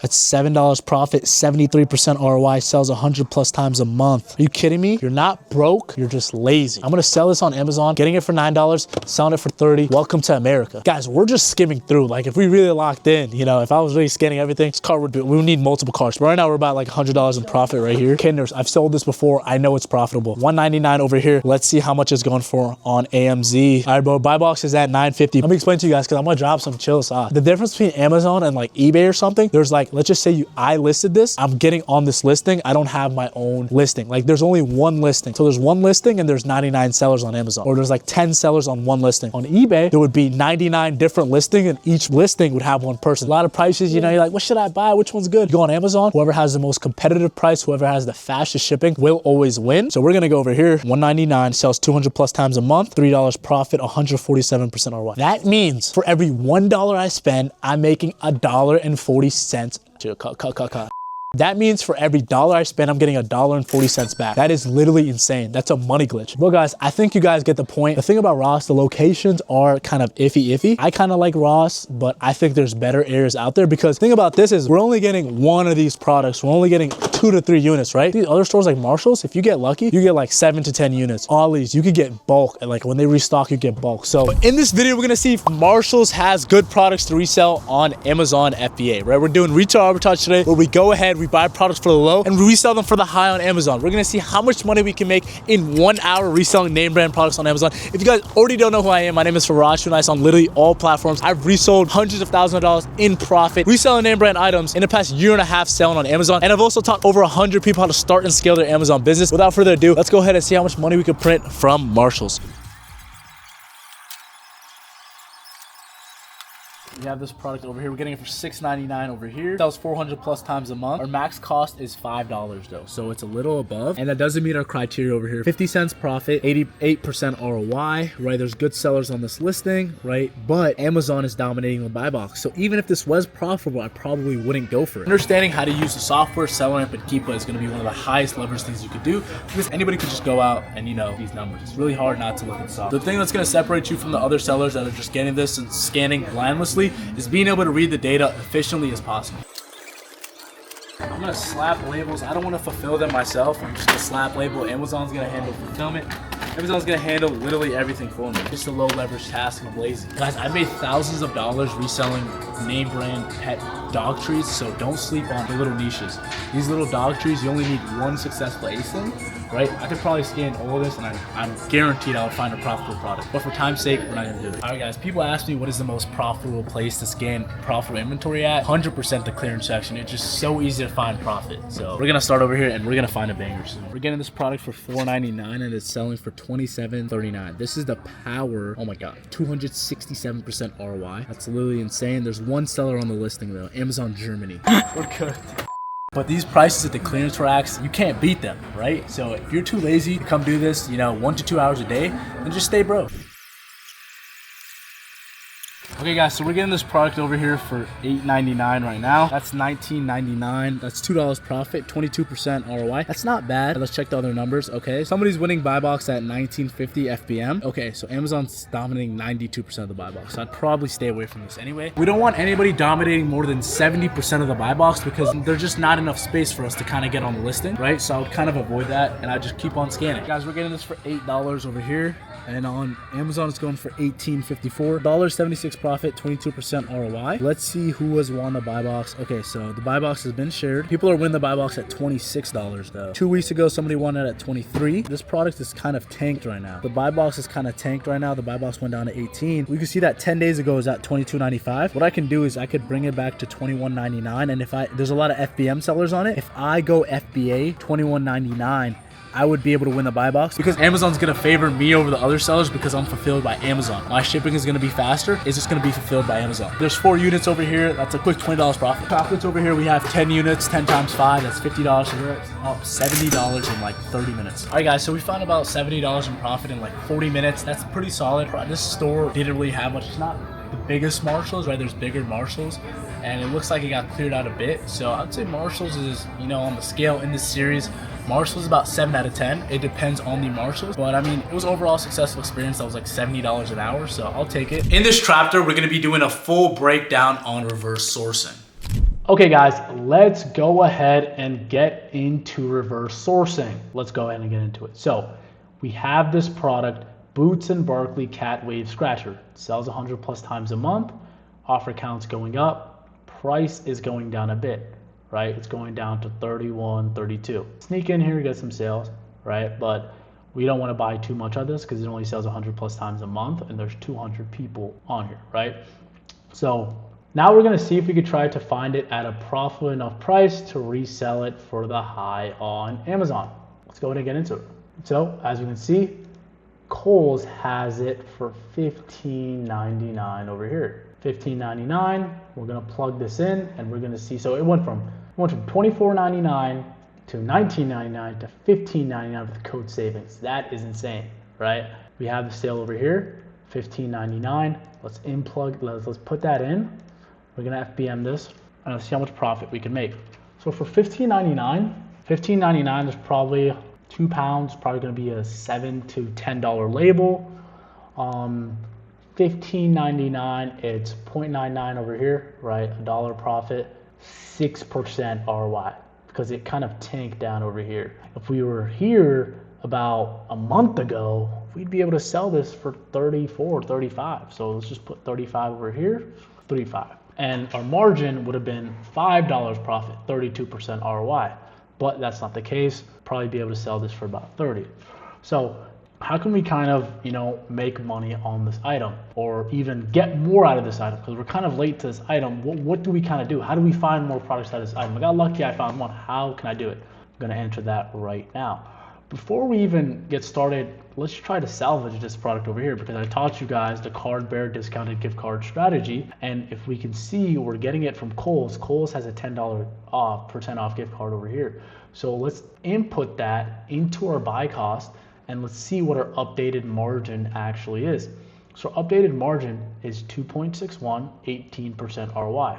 So I've done everything that I possibly could, 2 different discounts, one discounted gift card, right? I've done everything that I possibly could have done to make this item profitable, and it's still not profitable. So what I would do next is I would see, okay, it's $34, $35. The only thing I can really do is track this product. If it goes over 35, let's just say $35.99 or more, Keepa, send me an email, right? Let me get myself out the way.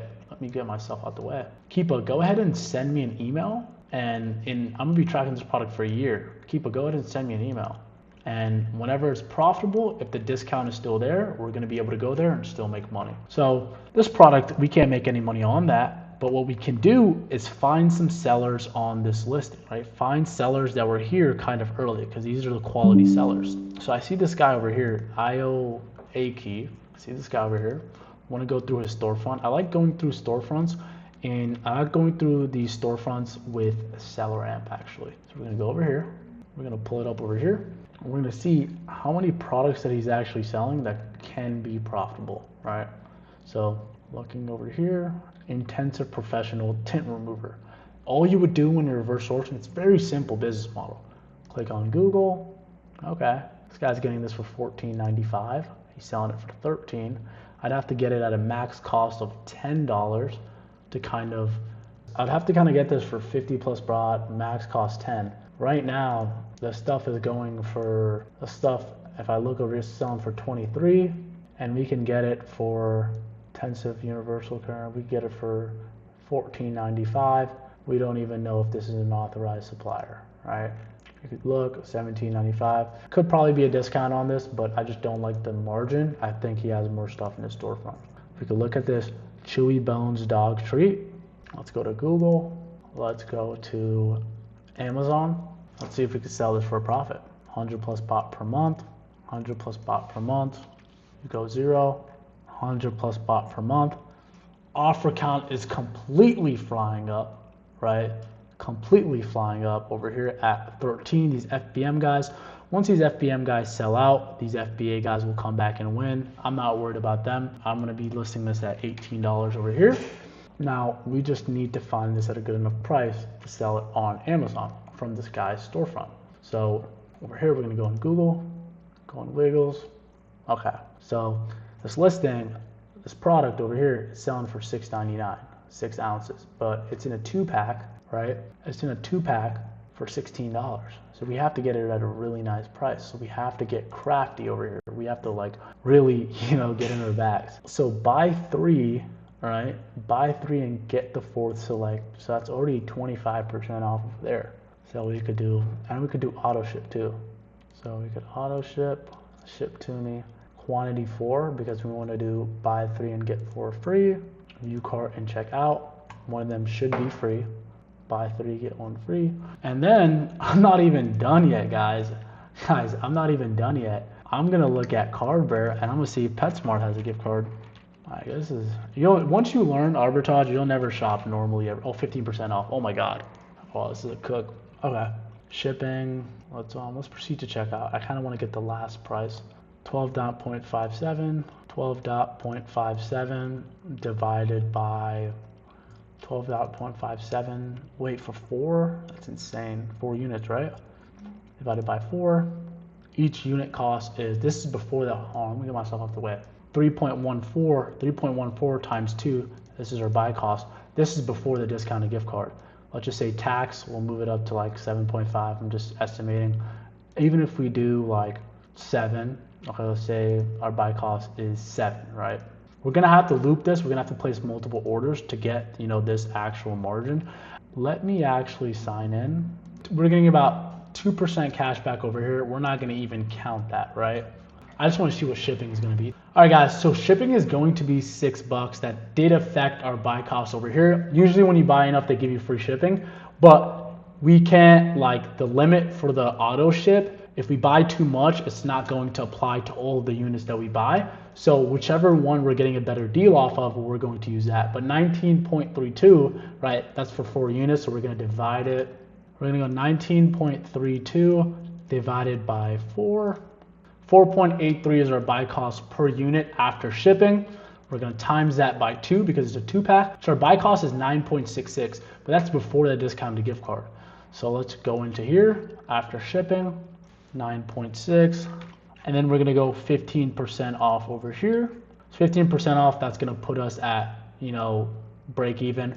Then I have a prep fee cost. I have a prep fee that's a 1.25. So we're going to minus the 1.25 because you guys aren't going to be doing that. And that's going to put us at $1.18 ROI. So the thing with this is there has to be a better way to get a better price because these sellers are doing it. So what I'm going to do is I'm going to see if subtotal discount. It's just this $6 is kind of ruining everything. So it's like, if I get an account, can I get free shipping? Like, what do I get? Auto ship, free shipping. How do I get free shipping on my order? Free same day delivery. Treats rewards members, you can get free shipping. Okay, so you have to spend over 49. So you have to spend, that's what I thought. You have to spend over $49. So let me go to my cart, right? I'm trying to see if I'm going to get a better buy cost. Let me just do 20 units. So that's over 49 and I'm not gonna have to pay for shipping. Okay, so let's just see what my buy cost would be at 20. Cheap to check out. Free. Okay, yeah, it's free. And this is 20 units. So let's go calculator. So now we're gonna go 86 or something, 84, 85. 85 divided by 20, because that's how many units we're buying. 4.25 times 2, that is a better buy cost. 8.5, and then let's put 8.5 in there. Let's see if it's a bit better. So we're gonna go 8.5, that's what we're starting at now. We're starting at 8.5. We have our 15%, and then let's go minus 1.25 for prep center fees. Okay, so now this is probably the best price that we could have gotten, right? We did our discounted gift card, we did our PetSmart, we did literally everything. 36% ROI, $2 profit, send in 20 units, right? This is a solid product. I probably wouldn't send it in because of this many people, but if these people were selling it at $19.99, $18.99, $19.99, like I could operate, like if this product, I could track it, like I could do the same thing. If this product was at what, $19.99, it's a whole different game, right? Even $18.99, then we're at $3 profit, 50% ROI. But my main thing, what I was trying to tell you guys was look at how, I'm kind of manufacturing my margin, kind of understand what it kind of takes to build my margin, how like just doing the math and the numbers are so important, right? Now we could do the same thing over here, right? Now let's go into here. Right, let's go on this guy's storefront, Home and Harvest Marketplace. Let's go to this guy's storefront. Let's check over here. And you're gonna get faster and better at it, right? You're gonna get faster and better at it the more you actually source. Show on Amazon. Let's go. He has this many products. Boom, boom. All these are kind of FBA. Boom. Okay, let's take a look. He has these over here. These are performing. Okay. No crack scented use. 200 plus bot. Max cost could be 9.34. Nowadays, I just use Stealth Seller because it's just a lot faster. But yeah, you just look, scroll. It's like you're doom scrolling, but you're just, you're getting better. 42, 100%. Okay, our buy box is at 33. He's selling it for 42. Okay, you could get it over here. Let's see if this is the right product. This is a third-party seller. It doesn't matter if it's Jones Road's Beauty. Amazon is not going to accept this documentation from us. Let's go to Jones Road. See if we get this at a nice price. Jones Road is selling this for 28. It's going for 33. This is tanked to the ground. Okay, I don't like this storefront. This guy's not selling any good products. Let's go over here. I don't even know why I clicked this. This guy's storefront's not going to be good because he's tanking it to $13. Official controller, be active. This looks pretty solid. This looks like it has some potential. Go over here. Offer count is flying up. Offer count is flying up. Looks like my VA already sourced it. VFPM this. We would generally just keep on sourcing over here, right? Coastal e-commerce distributors quickly go into their storefront, right? Boom, boom, boom. Kohler, genuine part. We could find this over here. Okay, how's this guy getting this product?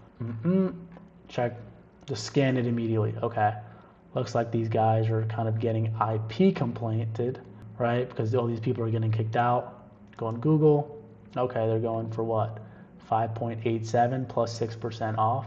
I don't even have to click into that. I already know 5.87 2-pack, but it doesn't matter because it's IP complaint.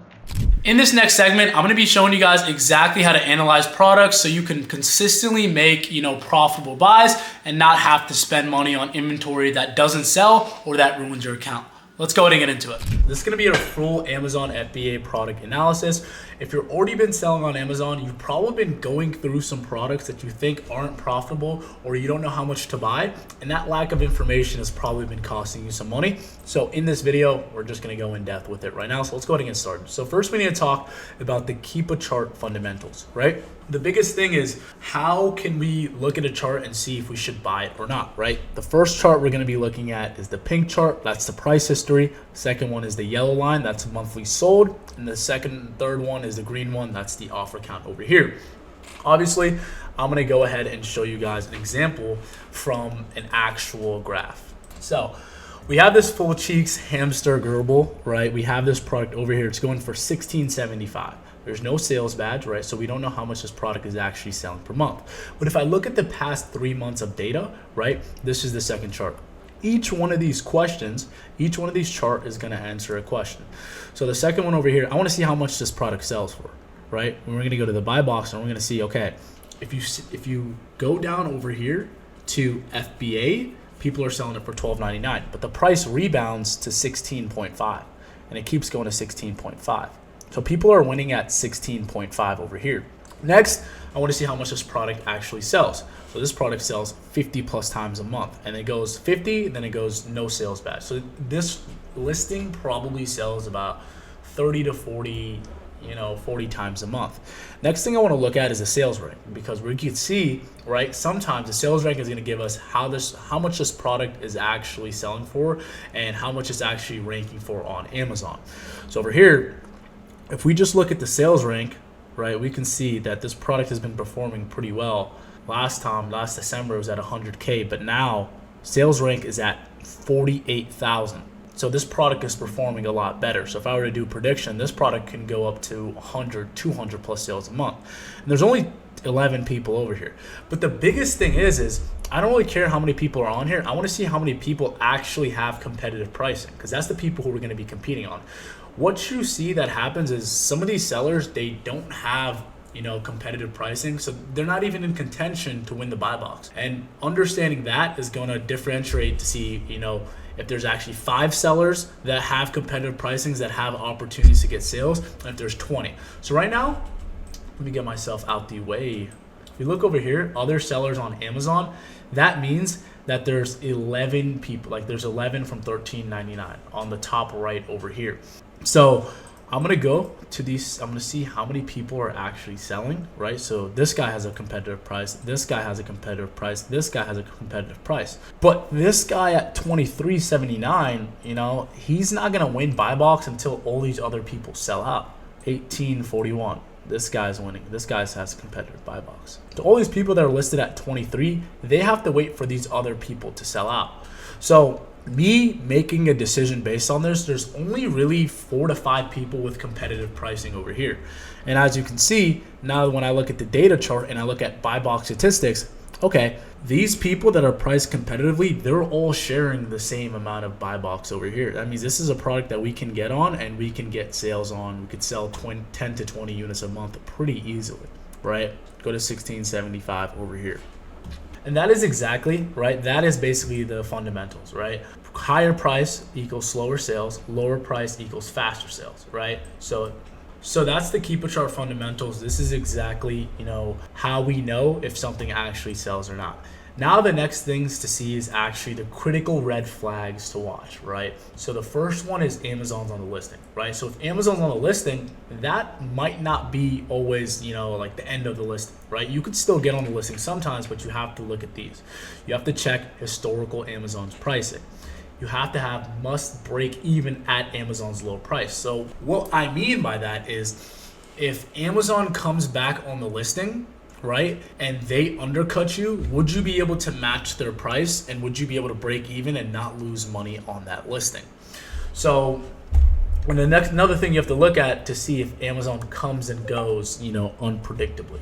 So that is something that we can check on over here. So that's exactly what we're gonna do. Now let me kind of make this interactive for you guys. What do you guys kind of notice in all these products, right? I'm gonna tell you guys, so we have this Bashful, right? This product over here, this product over here, and this product over here. Pause the video, answer the question. All right, I'll answer right now. So the biggest thing, right, when offer count, this is a pattern that you guys have to realize. When offer count goes up and there's not many sales on the listing, most of the times this is exactly what's going to happen, right? Price is just gonna tank down. Look at this. So this product, in just a span of, a month, this product was going for 140. Now this product is going for $99, right? So this might be good for sales because an Amazon customer is more likely to buy it at 99 than 150, but this is bad for us as sellers because we're not going to be able to make that much money on this listing. And this pattern, it's the same thing. When there's not enough sales to accommodate all the new sellers on this listing, we can see, look, it went from 5 to 26, right? And there's only 50, 100 plus sales a month. These people that even if you see a chart like this, right? If you see a chart like this, you understand, okay, there's a lot of people on this listing. Maybe let me just try to find another product. And you can see these charts. So you go from 58 all the way down to 37 over here. Now, same thing with this car hat listing over here. Same thing with this Bashful, right? Price goes down when offer count goes up, and that's a big red flag that you want to see. You do not want to get on a listing like this, right? A good feature that you can use, right, to see, okay, this product, it's not doing that good. What you can basically do is you go to track this product, and okay, I found this product at a profitable price at $85.99 or even like $80, but I cannot sell this product at 62. I just lost $20 because of price tank and all these people.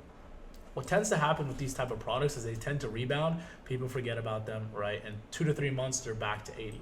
So I'm gonna go ahead, I'm gonna go to 80, 82.99, 82.99 or more, and I'm gonna start tracking this product for a year. So I could see the data on this product for a year just by clicking one button on Keepa. And you guys already pay for Keepa. Hopefully you guys pay for Keepa. Keepa is the most important software to have.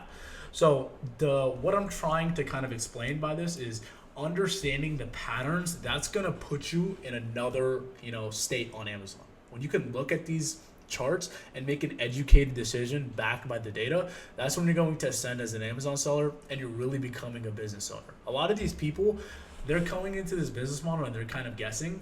They don't know their numbers, they're not tracking anything, they're not looking at the patterns, and they're not focusing on building skills. When I first started Amazon, I was just focused. I was trying to make as much money as possible. I was just buying stuff. I didn't really focus on the skill set, and that's why my development as an Amazon seller took a lot longer to become a good seller than a lot of other people that focus on the skills. So now me 2.5 years later, I can tell you guys, coming in, maybe it's your first month in, maybe it's your first 6 months in, focus on looking at these patterns, focus on the skill sets, focus on the actual, why am I making this decision? What data taught me to make this decision? Once you get really good at that, you're gonna be able to run this business model for years on end and become very profitable. Let's go to the next part of the Miro board. I'm getting saucy. So now that we've kind of understood all the red flags and everything, right? Now let's focus on the green flags, right? What do we look at when we want to buy a product? So the biggest thing over here is we want low offer count, right? We want to be the first to list this product, right? Sell before the competition. That's where you end up making the most amount of money. My most profitable buys to date, I was like the first person that found it, or the second person that found it, or the third person that found it, and I was eating up all the buy box. Now imagine you get on a listing, you find a product, it sells 500 to 700 plus times a month, and it's you and another seller. You're not worried about price tanks. We want you guys to start working on inventory issues, right? I don't have enough inventory and supply to actually sell this product because I'm losing, because I'm selling so fast. I'm getting so much sales and I'm making so much money. That's the switch that we're trying to make over here. So we're trying to find seasonal volume spikes over here. So you buy before peak season, right? You have stable price despite offers, and the offer count is shrinking, right? So let me go ahead and find an example of all these green flags for you guys in the next segment. All right, guys, this is an example of a solid product over here, right? Offer counts going up a bit, right? But price kind of stayed the same. It dipped down a bit, but it went back up as soon as velocity went up, right? This is overall kind of a solid product. It's a bit choppy, right? But this is a product you can get on and you can sell. You can look at data. We can see what the average price at. Average price, you can sell this for like 12.5 over here, right? And this is spread out. This is a product that we like to see. We want to see everybody selling, everyone's getting leads and everything. Same thing with this product over here, right? A lot of offers. So this is what I'll say. This is a unique thing. A lot of people are getting on this listing, but I don't think a lot of them have a lot of stock, because if there was 46 people on this listing, I feel like the price would tank a bit. Just for selling on Amazon for a couple years now, I know that people are struggling to get a lot of stock for this, right? So let's see, right? We could be wrong, right? Let's see on Keepa. Let's check everybody's stock. So this guy has 9, this guy has 19, this guy has 2, this guy has 5, this guy has 1, this guy has 2, this guy has 5. And yeah, I was pretty much right, to be honest. Like, there's a lot of people, but they're struggling to get a lot of stock, so this is okay. That's why you have to do this next level of research to uncover, right? Because this is weird, right? Through 400, 300, there's 50 people on this listing. Why isn't price flying down? But we understood that, okay, you know, people are struggling to get a lot of inventory, so the price is going to stay consistent. So that is good. And if you're able to loop this website, if you're able to get this product in bulk, right, find a unique advantage, right, find, maybe you make multiple emails or you make multiple accounts and you order it to different addresses, or no, you order it to your address and all that stuff, you're getting all that inventory, you could come in here and make a lot of money because people are struggling to get a lot of stock on this listing over here. Over here, same thing over here. It's pretty consistent. Everybody's eating. So these are green flag Keepa charts. I don't know what happened over here. This dude decided to liquidate this probably. I don't know. This listing over here, right? This is a unique listing. These are the seasonal listings over here. If you were selling this product over here at $15.97, you were printing so much money because, as you can see, sales rank is going down, right? Sales rank is flying down to, because we're getting near Valentine. So this listing, sales badge might come up. It might be 100, 200. It might go up to 1,000. And there's 20 people on this listing, right? But sales rank is going to keep on going down, down, down, and down. If we check last year, right, this went up to 300 plus sales a month. Sales rank went down to 19K. So right now it's at 71K sales rank, but it could go, you know, down to 91K. And all these people, look at all these people selling out. Boom. Nobody can stay in stock over here because offer count has been flying. So looking at this data, you could be like, oh, this product is going to tank, but no. Right? Velocity is going to catch up and all these people are going to be selling out over here. And I'm using the past year's data to look at this information. So a good example of something that I was talking about with Amazon is we have this car hat men's loose, you know, product over here. And we can see, okay, offer count's going up. So competition is going up and it only sells 50 plus times a month. Let's check the sales rank. Sales rank is looking pretty good. It's about 50K. But what I want to look at is Amazon, right? Where's Amazon at? Amazon is over here, right? They're priced at 109, 108, right? They're over here. They're selling 109 consistently, but they're struggling to stay in stock, right? They're not here. They're here and now they don't have that much stock. But what I want to do to double check to see if we can get on this listing with Amazon, like I would get on this listing with Amazon. Amazon's not dominating, you know, the buy box over here. So what I would do is I would go to data, buy box statistics, and I'll see how much, what's the percentage that Amazon is taking. And if we look at this listing over here, Amazon's only taking 4%. That means, and they're pricing it at a really nice price. All these people over here are selling it at 115, you know, 110, 105. That means that there's people actually in here that are actually making money. And over here, they're only taking 4%. So this is a listing that we can get on even if Amazon is on there, right? Let's check this product over here. Okay, so this product is a bit different, right? Obviously, offer count's going up. It's at 11. But if we look over here, Amazon's taking a bit more of the buy box. Amazon's, it's 28.9, right? Amazon's in here the whole time. There's other sellers on this listing, but as soon as Amazon sells out, right? I want to show you guys what happens. As soon as Amazon sells out, they list it down to 19.90. The price goes up to 42. The thing about this listing, right, is all these people, these are beginners, all these people are they're buying these products over here for $42, you know, $35. If Amazon comes back and prices their product at $19.90, you know, they're screwed. Everybody on this listing is screwed So this is a risk that these people are taking. They're hoping Amazon, they're in here to make some quick money and to get out. But we can see Amazon has done a pretty good job staying in stock. Now, the next thing I would do, I'd go to data, then I'd go to buy box statistics over here. And we can see, right, Amazon has taken 52% of the buy box in the past 30 days. Let's check the past 90 days. Amazon has taken 81%. So this is, as a business owner, I know I can deploy my capital somewhere else and not have to worry about anything like this. So that would be a good example of when to get on a listing with Amazon and when to not get on a listing with Amazon. So the next thing I would do is I would look at the price crash patterns, right? So if you have a small offer count increase and you see a big price drop, right, that is a big example, or big reason that, okay, this listing is going to tank. And I'll show you guys a good example of that right now. So now, to break all of this down, this is what we need to be looking at, right? We need to analyze all these three together: the price history, the monthly sold, plus the offer count. If one of them is off, then the listing could just be bad. So we have our buy box statistics and verify correct variation selling and understand your risk to reward ratio. If you look at the past 3 months and the price is lower than your break even price, the product is probably not worth it, right? And if you look at the past year, right, you shouldn't be losing money at any point in the year. And I'm going to show you guys a live example of another product that we can look at over here. And we're going to put these principles together. So with this product over here, right, we go to data, we go to buy box statistics. Okay, one seller isn't taking 50% of the buy box. So that's a check over here. We're checking that, boom, okay? No single seller, and then higher percent, more inventory, not, okay. Nobody has any favoritism. Everybody's getting the right amount of sales. Let's go back over here, right? Risk to reward ratio. Are we going to be breaking even, like at our worst price over here? Would we be able to break even at this price over here at 11.75? I don't know the buy cost for this item over here, but let's just say we were getting this for $4.99, $4.09, $3.89 with auto ship. We could get another 20% over there. All right, guys, so let's just say for the sake of this video, our buy cost is 5.5, right? We're selling this for $12.36 over here, right? On the high point, right? Sometimes, let's just say over here, January 6th, people were selling this for 13.6. Some people are selling at 14.6. So with 14.6, we could come in here, $3 profit, 58%. That's the best case scenario. Sometimes it goes up to what? 15.8 when the offer count goes down.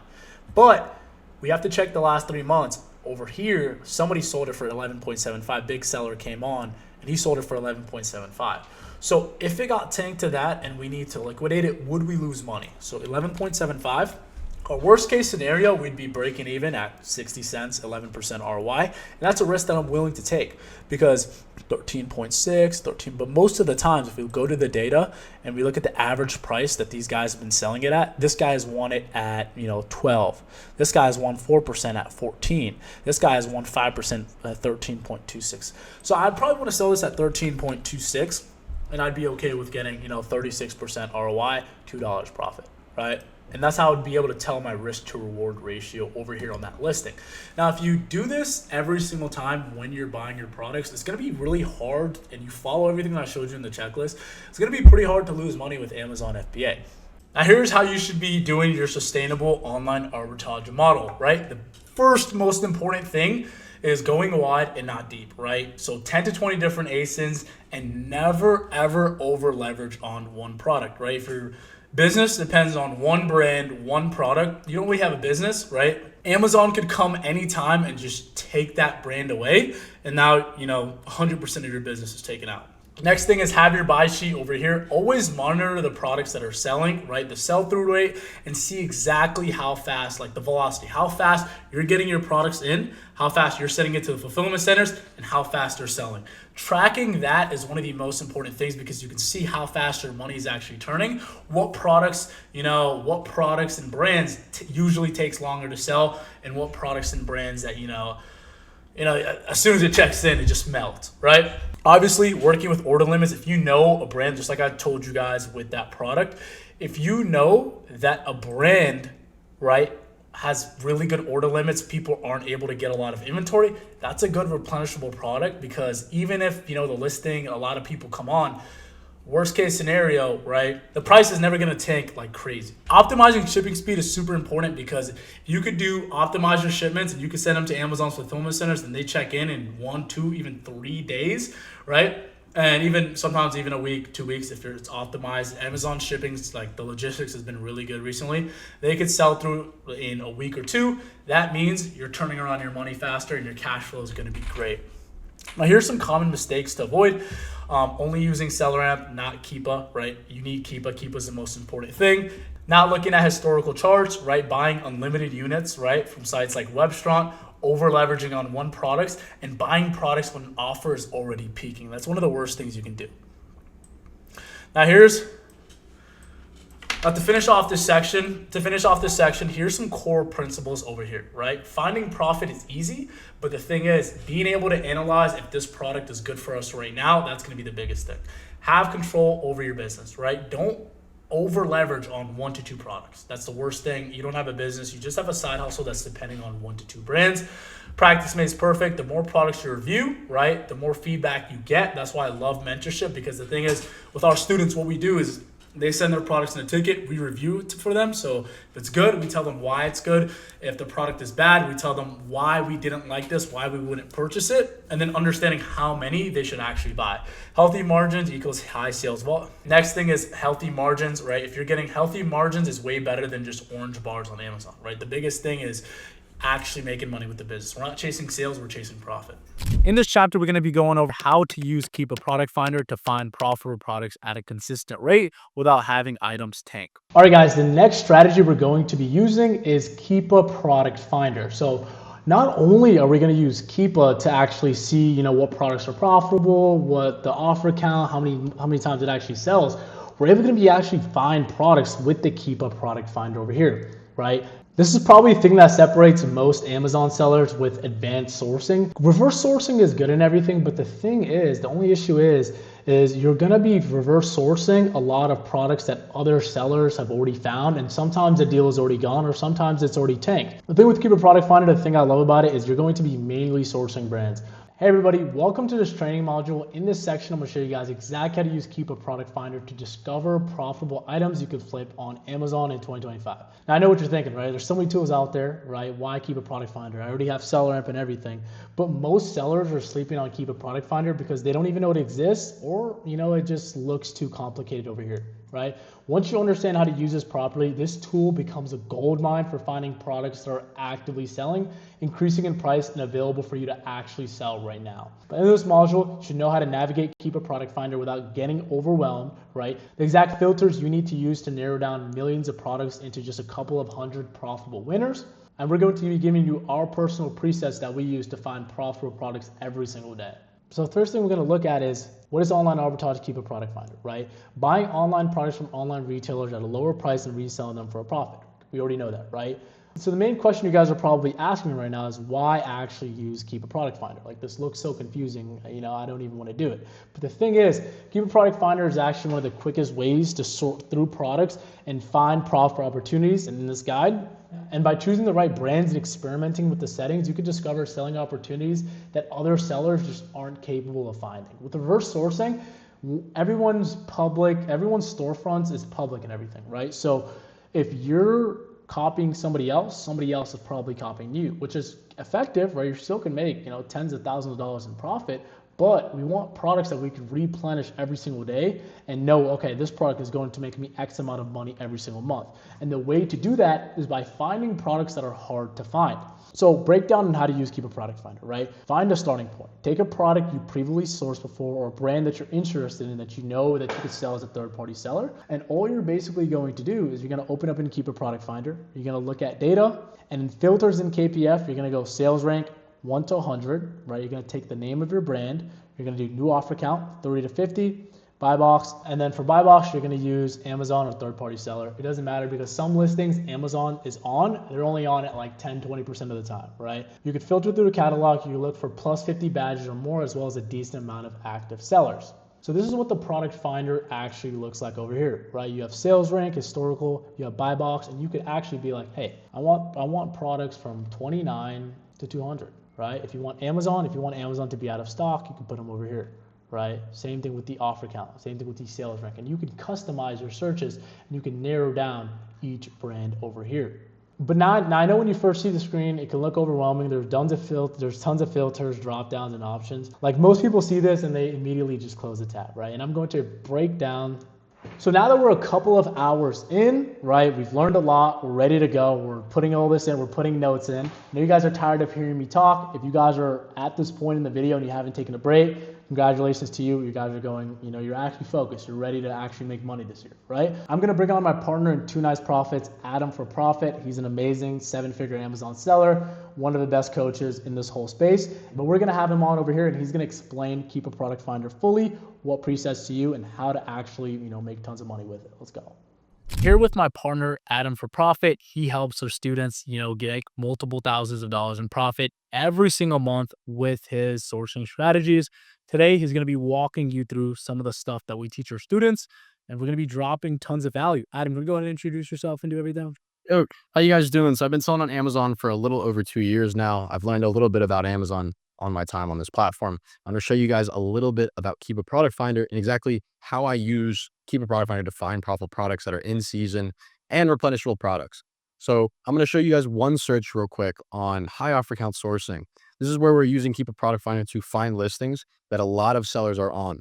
Think of it like this.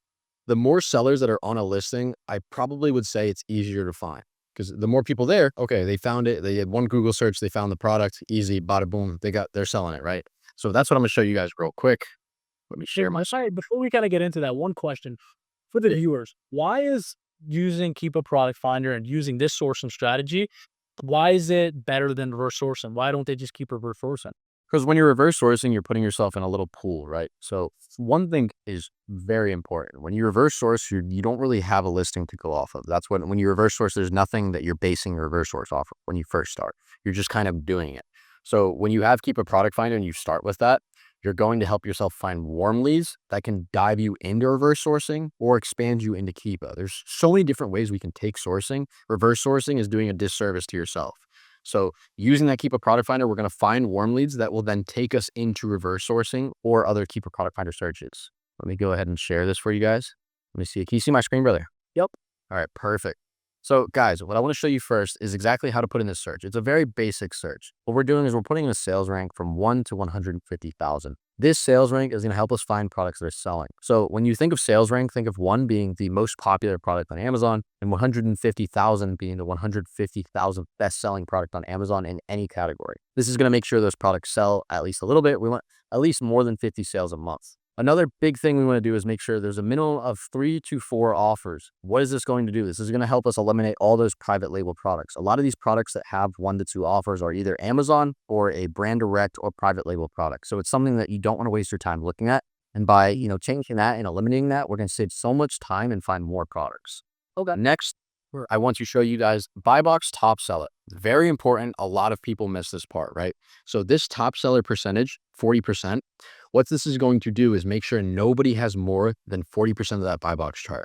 So you see, when we look at this chart right here on this listing, last 30 days, we can see this is how many people are sharing this buy box.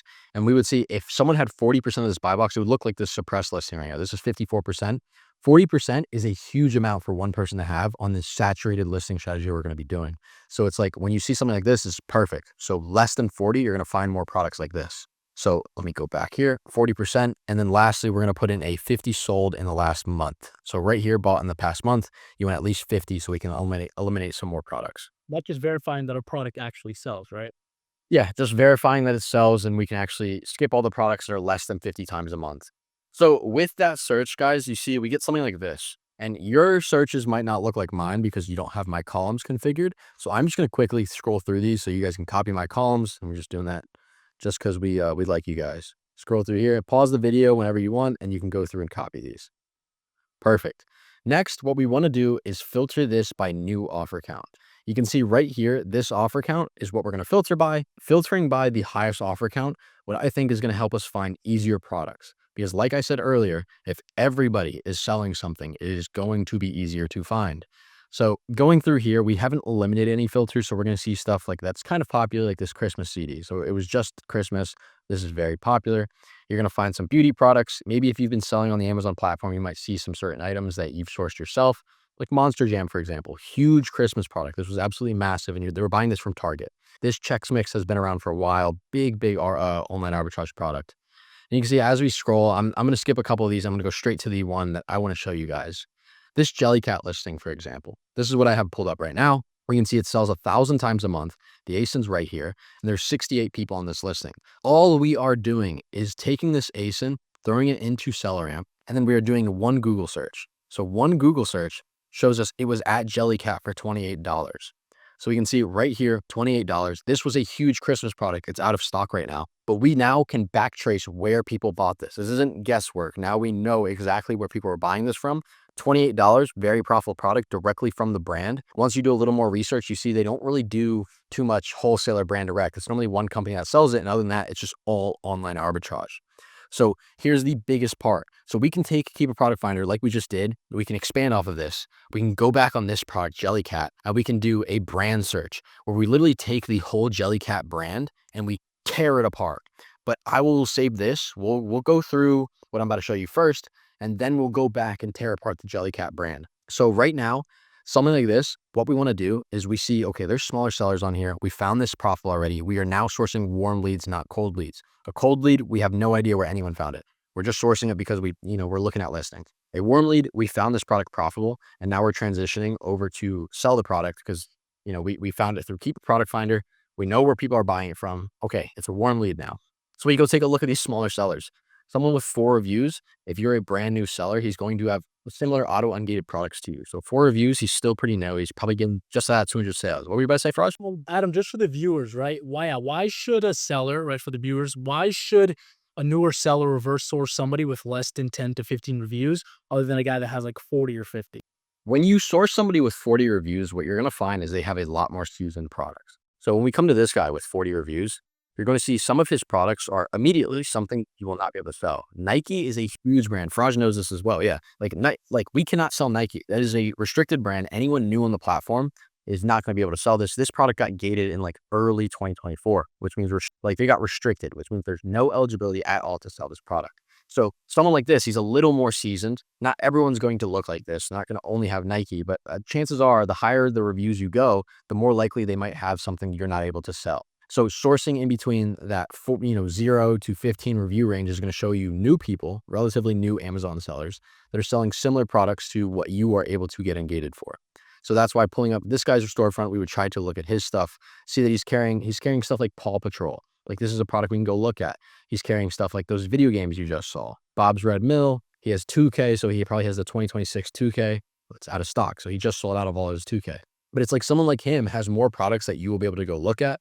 And this is why this strategy is great, right? So we found a really saturated product. We could have sold it if it was in stock, but it just doesn't end there. We can now take this and expand off of it.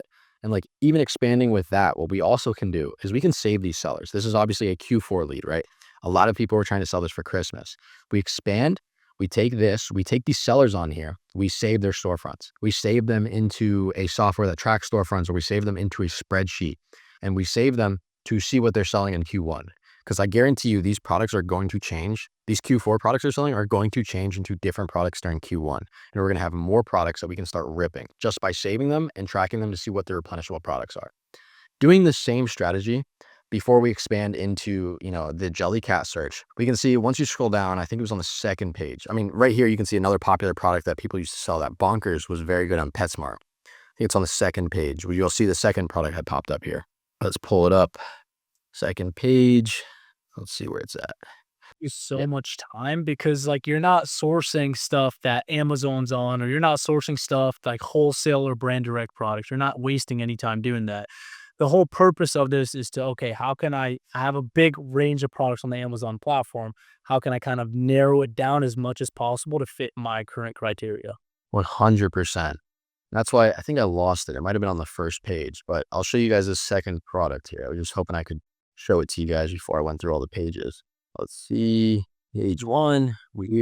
This Jellycat product, another very popular product. You're just gonna start getting familiar with more of the brands that are targetable brands. That's literally it. So you can see on the first page, we saw this product. So this beauty nail product. So same thing, right? You hit the ASIN, you pull it up, you see it's from here. It's you can, do the little Google search. So after we do this Google search, I'll close all this crap out for you. You can see we're buying it directly from Sally Beauty. $7.49. That's too expensive. Okay, $6.49 or 6 for $29.99.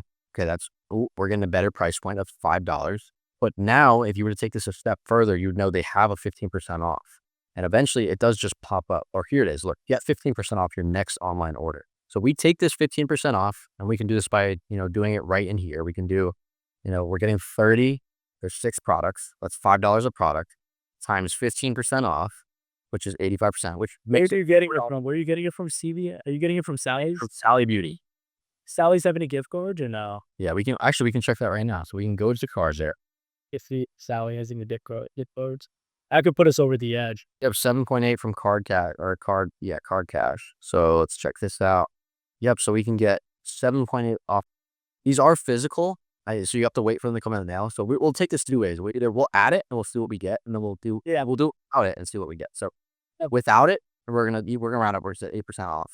Without it, we're at $4.25. This is a great product right now. SBA product, NAC 47, fantastic product. We add in that extra 8%, which would be 92%. You can see even better product, right? $2.30 profit, 58% ROI. This product becomes more, yeah. And this is one where we can buy this. But once I said, like I said it again, you don't need to buy this product. This is something where we can start reverse sourcing, trail into a different area, because you're sourcing a new warm lead. You're going to find a whole lot of sellers that have great products. And that is the first way we can, scale this business. And that is exactly, so like if I show you guys real quick, I'm going to pull up our Miro board for you. This is exactly how I'm going to show you Donald. He did this exact search. So Donald, his first month on Amazon, he was doing $2,000 a month on the platform. And you can see 2,700, first month, 921. He did that search I just showed you. He tailored it towards Halloween by putting Halloween in the text field. And his second month on Amazon, we were able to 10x that and go from, $2,000 to $20,000 a month on Amazon. Big change, big momentum from just using that keeper search and being able to expand off of it and learn from. He was also saving products too. So we didn't just tell him, okay, use a keeper product finder search to find the Halloween items. When he couldn't get ungated and he was still learning, he was putting those products that he couldn't sell before he got to that 200 units sold, the 204 account health. He had in his spreadsheet. Soon as his account, Amazon started trusting him a bit more, he had a full spreadsheet of profitable products that he could buy with the strategy. 100%. And you can see he kept expanding off of that during the new months. So this search that we just showed you guys, it doesn't just magically go away 1 month. The next month, it's going to be a whole new list of products. And if you keep utilizing that and expanding off of it, you're going to make money in this business. So you can see 1029, the second month was $20,000. During the start of December, he was able to do a $30,000 month doing this. And tailoring the search to get ready for Christmas, he was able to hit a $45,000 month, 1213 last 30-day average. And literally not even just 1 day later, he was able to add an extra $5,000. So on his third month, basically fourth month of selling on Amazon, he was able to go from a $2,000 a month seller to a $50,000 a month seller, hitting his first $100,000 in revenue from doing this. This is like real work. Like Fraj, what do you think was Don's number one aspect besides, utilizing the tools that helped him get to this point? I mean, the biggest thing was kind of, just these keeper product finder searches, getting him to separate himself from these other Amazon sellers and getting a different starting point. Like, I feel like a lot of people, when they start out, the reason he was able to get results so fast is because he really honed in. I feel like a lot of people, once they get into reverse sourcing, right? Like, obviously reverse sourcing is a good starting point and everything, but at the end of the day, taking your sourcing strategies to the next level, really doubling down, I think that's what separated him from, everybody else, to be honest. 100%. Yeah, and the biggest part, expanding off those searches. Like we showed you guys a basic search. You can expand off of that like 100 different ways to get different results. And you should be doing that if you want to make it in this business or just, continue selling and learning.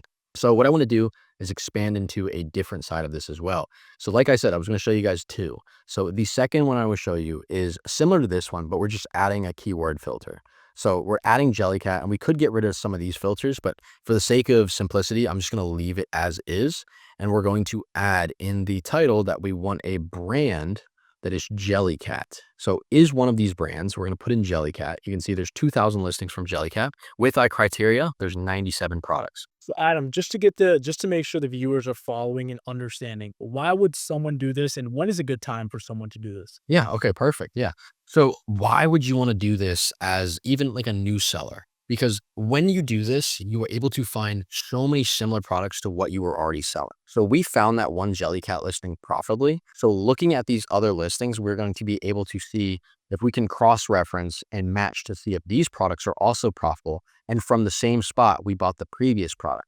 So since we were looking at this amusable pickle on this website, we want to see if they actually carry all the other ones and see if we can find more products.